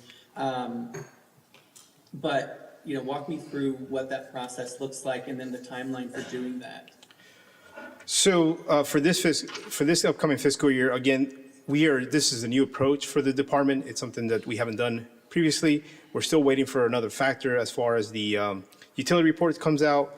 So what we have slated for this year was the Valley High, which is about to go under construction to be redone with some concrete panels. We have that B Street section that we just mentioned, and then going back to Ford Road and finishing that up. Those are the three that we have lined up for this year. Those should take some time. Now, the caveat being that if we do decide to move forward with Dallas County as a partner, they're putting together their cost to do the work and lining up an ILA that will be brought before the council. They are also helping other areas within the Dallas County to do that. So they have slated us tentatively for July to get that project going. But those are the ones that we're looking for. We will definitely refine it more once we get the utility prioritization list back in there and kind of see how much more we can get in there with our current contractor and possibly Dallas County moving forward should the council decide. So that's the only approach that I have for you right now, given the data and the information I have. So I just want to make sure I'm not misunderstanding. Are you saying that the three streets that you just mentioned that are more immediate needs, those are going to be paid for through us, and then the Dallas County will be involved for later projects? No. So these were the three that we were going to embark on now, but with we just had this meeting with Dallas County, I believe, a couple of weeks ago. So it's something that we're looking to. The city still has to pay for it. We are still an obligation to pay for the material. They're just going to save us on the labor part. So we'll still spend 60% of the dollars that we're going, out of the 100% dollars that we're going to that street.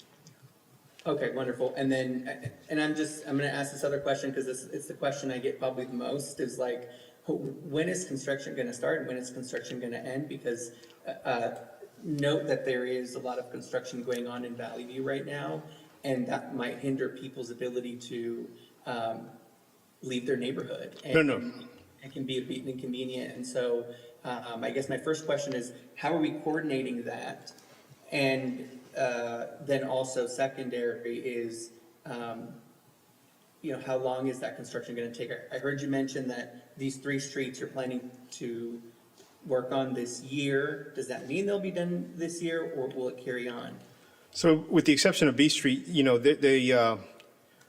let me specifically talk about B Street since it's a new one that we're dealing with Dallas County. They have slated us tentatively for July, should we decide to move forward with them. We have worked and we told them our process when we start a project that we send out we send out letters to all the impacted residents along that area. And we also put messaging boards out there letting them know, hey, the project's gonna start on this week. And, there's a contact number in the letters for them to get back with us should they have any discussion. At no time should a resident ever be, with the exception of maybe just a small little window, they will have access to their driveway at all times. And we will coordinate those efforts. Dallas County says they're mindful of that too as well whenever they do their projects. And that's something they're going to help combine our efforts and their efforts to make sure that we're getting prompt information out to the residents who may be impacted.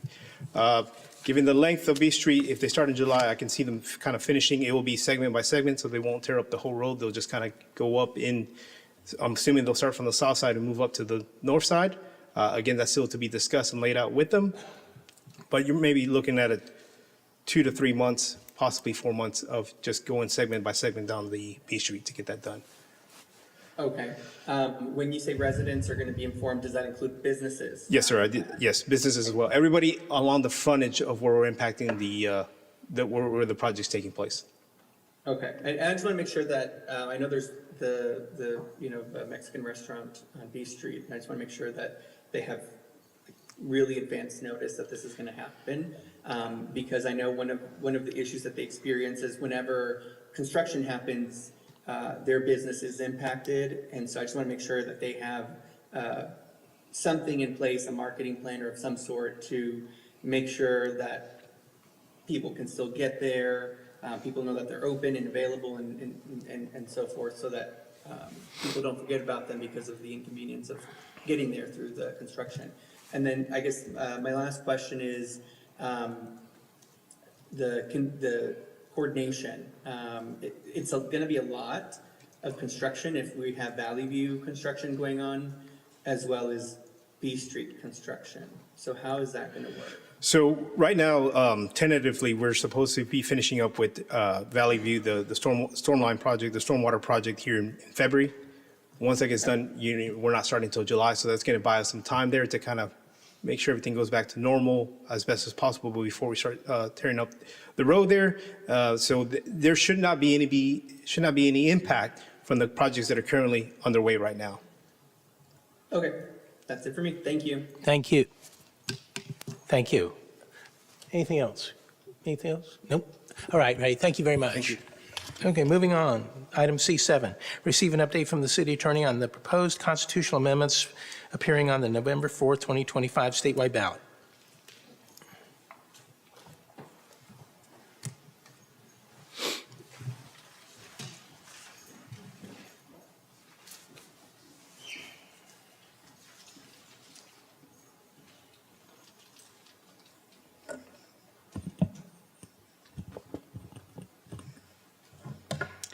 Good evening, Council, Mayor, Nicole Core, your city attorney. So we were asked to provide just kind of a basic overview of the ballot propositions that are going to be on the ballot this year. These are going to be constitutional amendments that all the voters for the state of Texas are going to be voting on. There are actually 17 ballot propositions this year. Voting is November 4th. Early voting is actually started already as of yesterday. So early voting from October 20th through the 31st. So we did provide a memo that kind of just briefly summarizes each of those ballot propositions and if there's any sort of municipal impact specifically. That's included in the agenda packet, which is also provided to everybody as well, the public. So I just kind of wanted to go through and just give you a highlight. Some of them may potentially affect municipalities, some of them may not. For the most part, a lot of it, if anybody followed the legislative session this year, very focused on property taxes. So there's quite a few related to property taxes. So the first one is actually to create these 2 dedicated state funds to support infrastructure, land acquisition, and equipment purchases for the Texas State Technical College System. Again, very minimal impact to municipalities, but this is going to be your Proposition 1. The second one is the capital gains tax ban. So basically, it permanently prohibits the Texas legislature from imposing any tax on capital gains for individual, family, and estate trust. There's currently no such tax. This is just kind of a preemptive to make sure that any future legislature cannot impose a capital gains tax in the future. The third proposition, let me figure out how to work this. Has to do with bail reform. It basically allows judges to deny bail for certain crimes, mainly pretty high-level felonies, if the state can prove either by preponderance of the evidence or clear and convincing evidence that that particular accused could be a danger to the public or a potential flight risk. The fourth proposition has to do with the water infrastructure funding. So what this does is it would dedicate up to $1 billion a year from the sales and use tax revenue to create this fund, and then they could use that money for statewide water supply infrastructure conservation projects. I think this probably has to do with the fact that water is on the forefront of everybody's minds. It is a limited resource, and I think this is the legislature's attempt to ask the public, if we have these funds, why don't we go to set them aside, and that way we can build for the future these water infrastructure projects if we need them. Proposition 5 is kind of an interesting one. It's a tax exemption on animal feed. This goes back to that ad valorem taxes or the property taxes.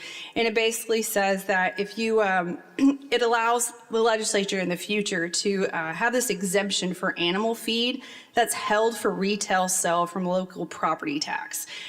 This doesn't actually create the exemption. It just would allow the Texas legislature in the future to create something in the statutes. Number 6, another one of those that just preemptively prohibits the Texas legislature in the future from taxing security transactions, imposing any new occupation tax on registered financial market operators, brokers, exchanges. I'm assuming, again, this is probably in response to the stock exchange that they're most likely going to bring to Dallas.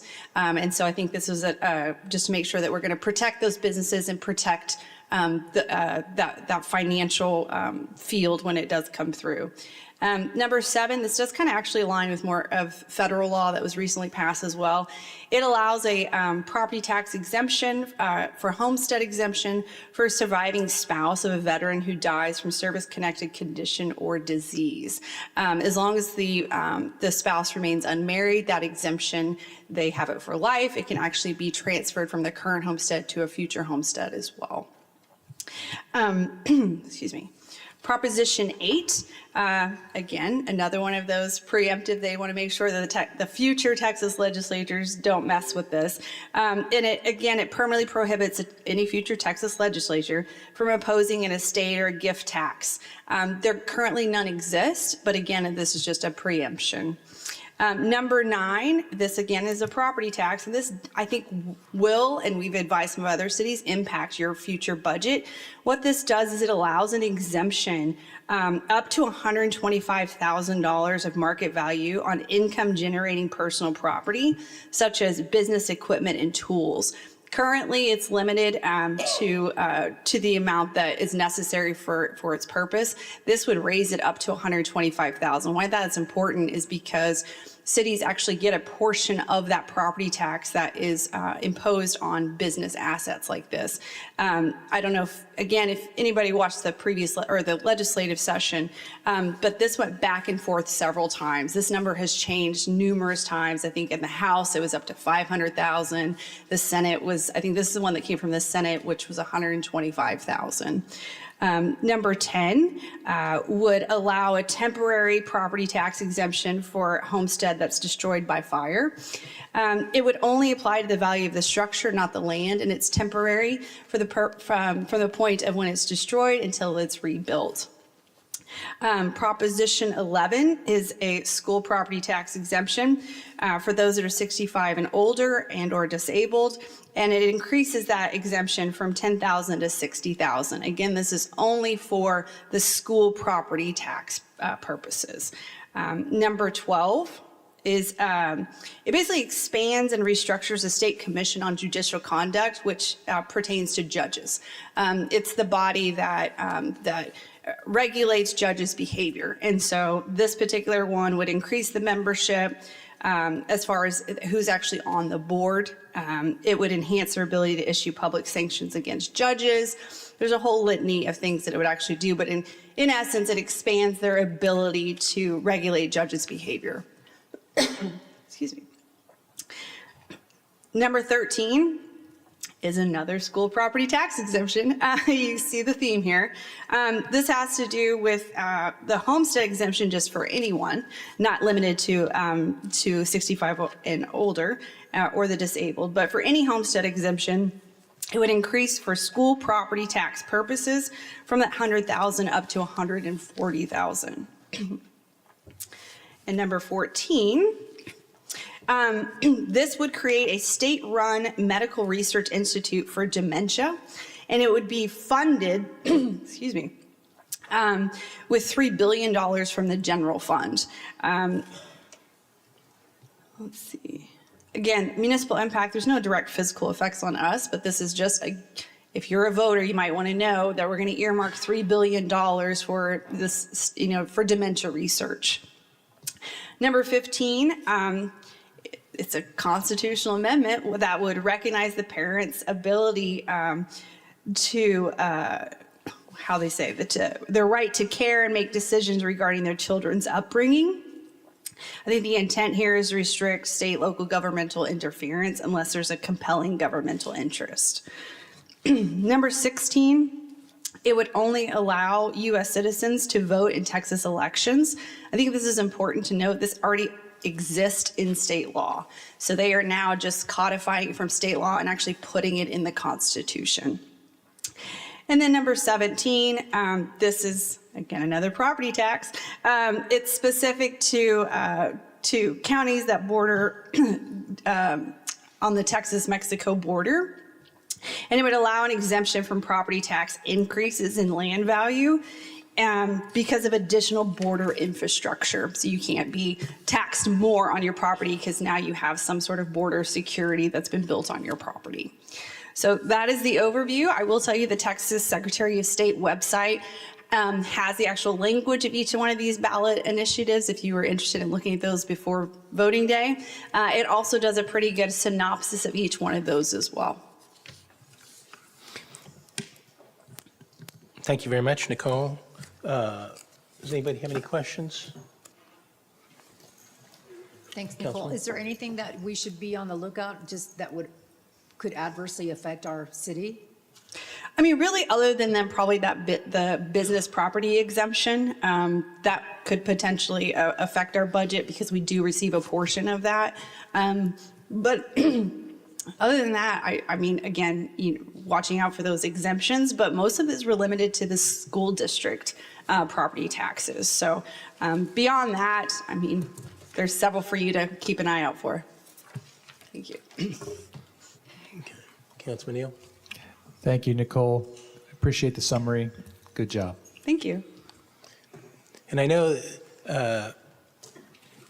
Councilwoman and I attended another recap of all this, and some of these where there is the possibility of financial implications against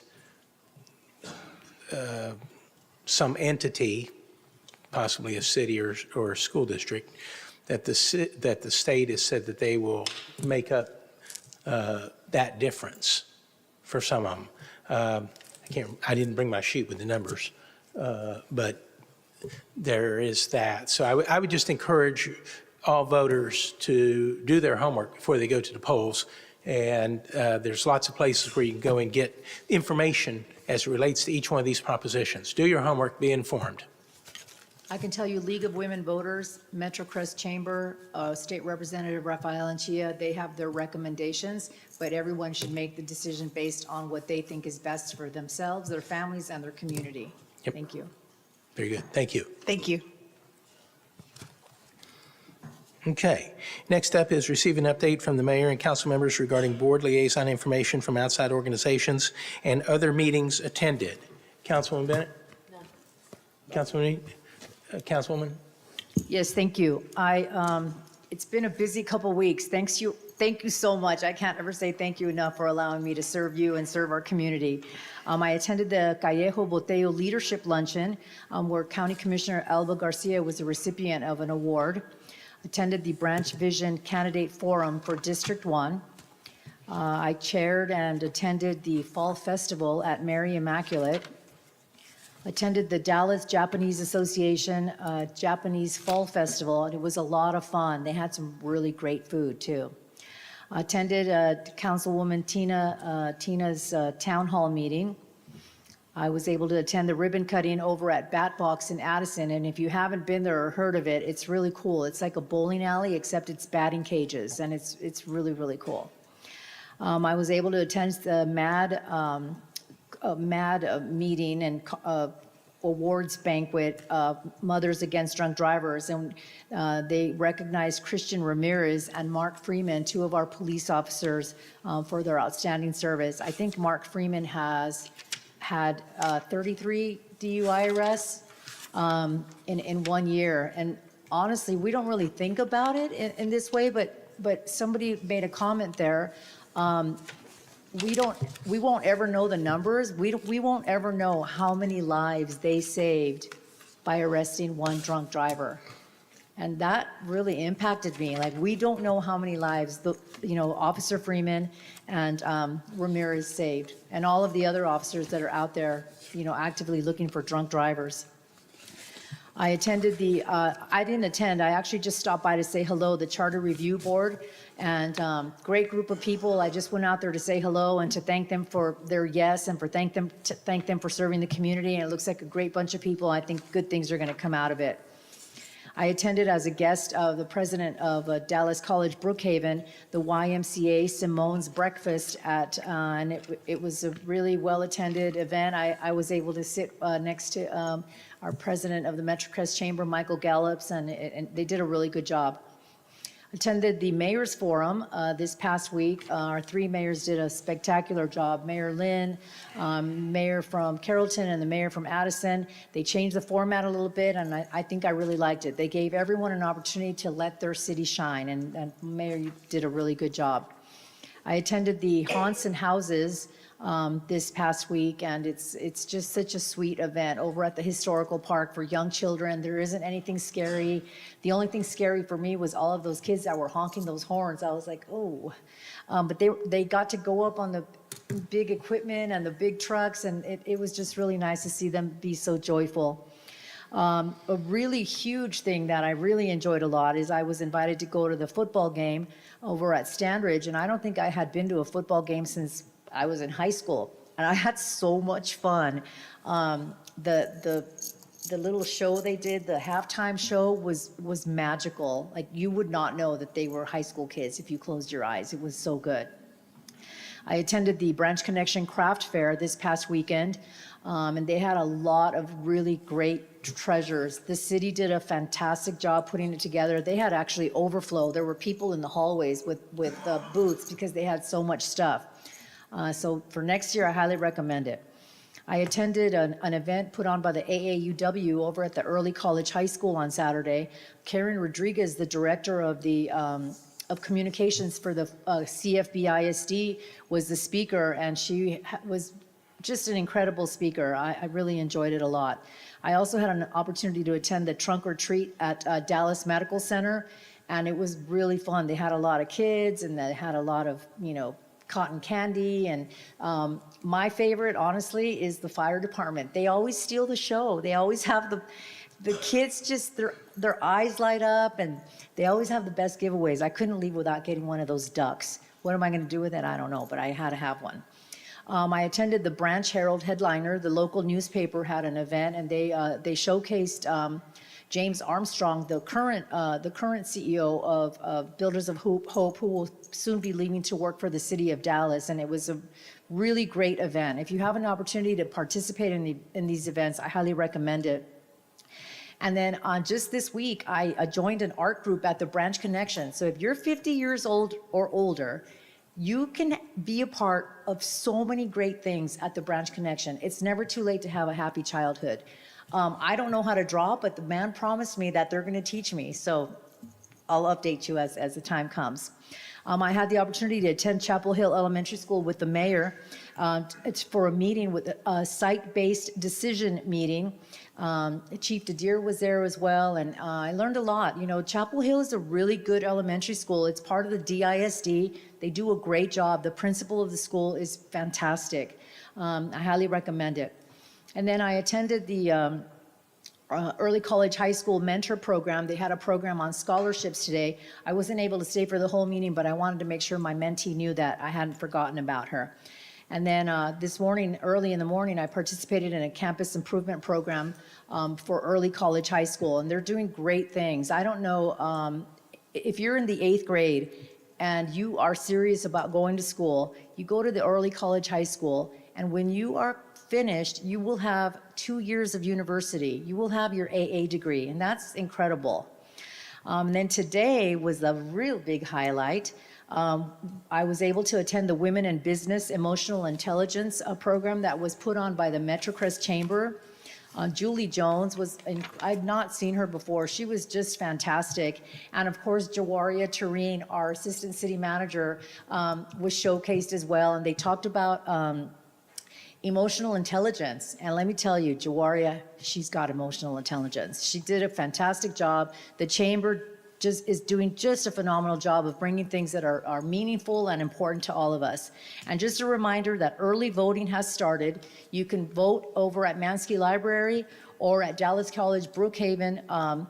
We need to vote on these constitutional amendments. And also in District 1, there are 2 candidates running for City Council.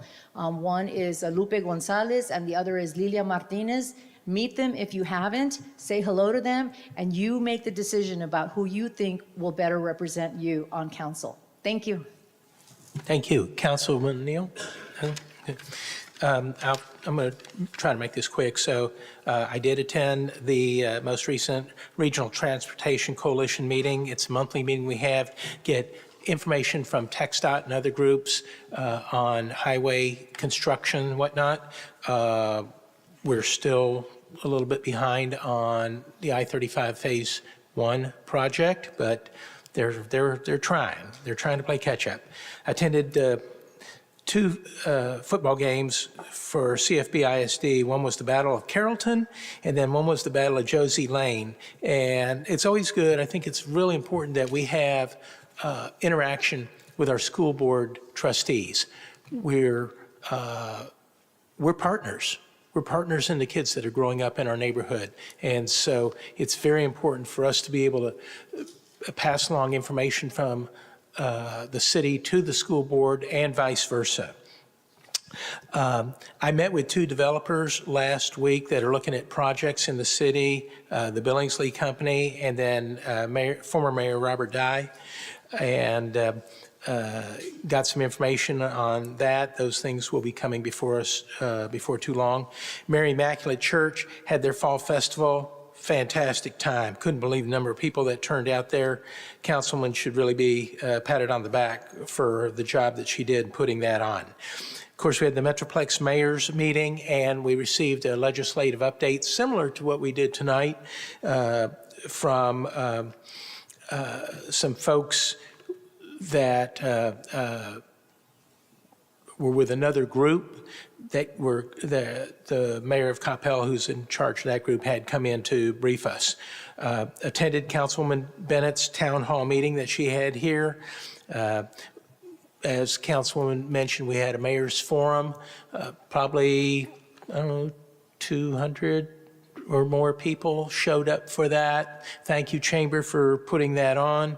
It was a lot of fun, very interesting to hear what's going on in the other cities.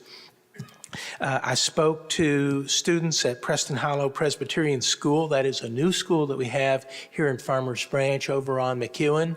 And they were actually getting ready to have their student government elections. And so it was really timely for them to ask me to come and speak. I'm very proud to have participated and had a team in Envision's White Cane Day at the Dallas Zoo. We raised a little over $50,000 for Envision with the walk that we had at the Dallas Zoo.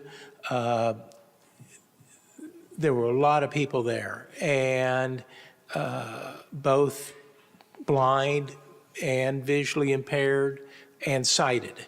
And so it was a chance, you know, sometimes people say, well, why do blind people go to the zoo? Well, they have other senses that work really, really well. And it's a chance, it's an excellent opportunity for them to get out and just take in the smells and the air and everything else that was going on there, and they know that so many people there are supportive of of them and what they're going through. And Envision is just doing a great job helping blind and visually impaired individuals be productive and have value, which is really important. I also went to the Branch Connection Craft Fair, and bought a couple of things. So it was a very well run event. As Councilwoman Villafranca mentioned, we were at Chapel Hill School yesterday for their site-based decision-making meeting. They do it about once a quarter, and there's some parent involvement, there's teacher involvement, but it's helping to determine how the school controls their own destiny on their campus. So very important. And then, of course, today we had the Chamber luncheon with the Women in Business Conference. I got there a little bit late, so I'm sorry I did not get to see Jawaria speak, but I found the next speaker very interesting, and another good quality event, I believe, that the Chamber has put on. So that's all I have. Last item is item C9, which is to review and discuss future agenda items.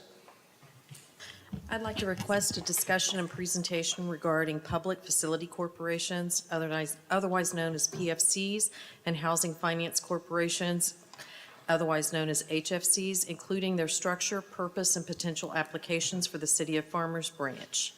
I'd also like an update on the flooring at in the main area of the branch connection. And I would like to request organizing a community running event that incorporates Halloween-themed activities to create an inclusive experience for all residents. The event could include options for runners, walkers, and families, with opportunities for costumes, entertainment, and community engagement. Staff to explore potential dates, routes, partnerships, and budget implications, and return to council with a plan of action. We would have discussion about it first. Yes? And that would center around Halloween? Okay, I just want to make sure I got that down right. Councilman Reed? Yes, I would like to request that we eliminate the recurring agenda item titled "Receive an Update from the Mayor and Council Members Regarding Board Liaison Information from Outside Organizations and Other Meetings Attended."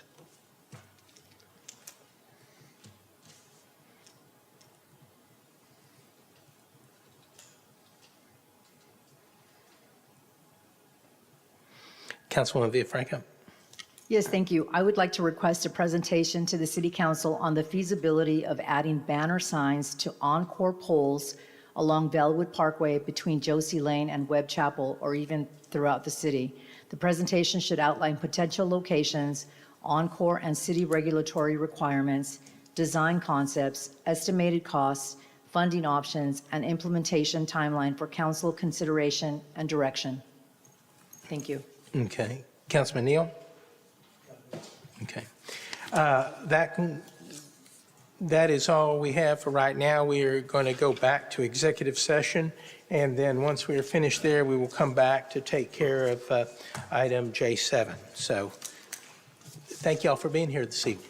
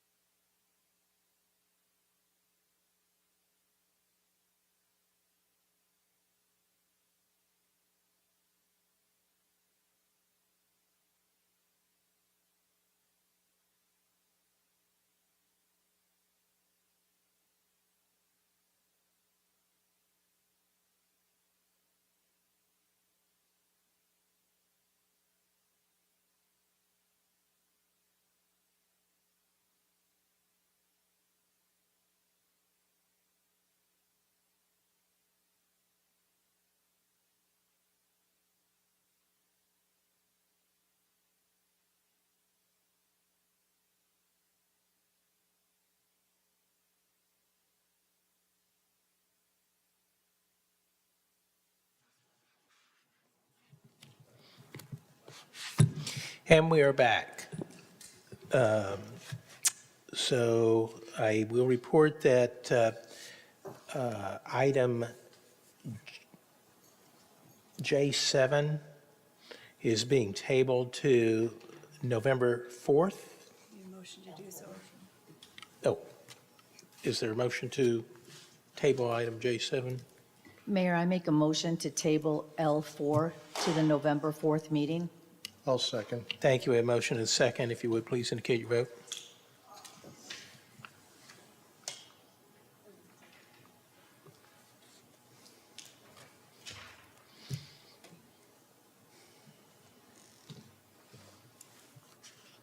Motion passes. Okay. Mayor, I would like to move to amend the budget to add a full-time position as related to item D1. I'll second. Thank you. We have a motion and a second. If you would, please indicate your vote.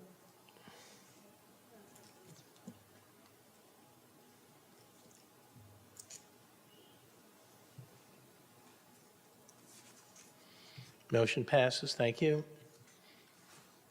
Mayor, I would like to move to approve a letter of intent for Project Igor and allow the city manager to execute and continue negotiations. I'll second. Thank you.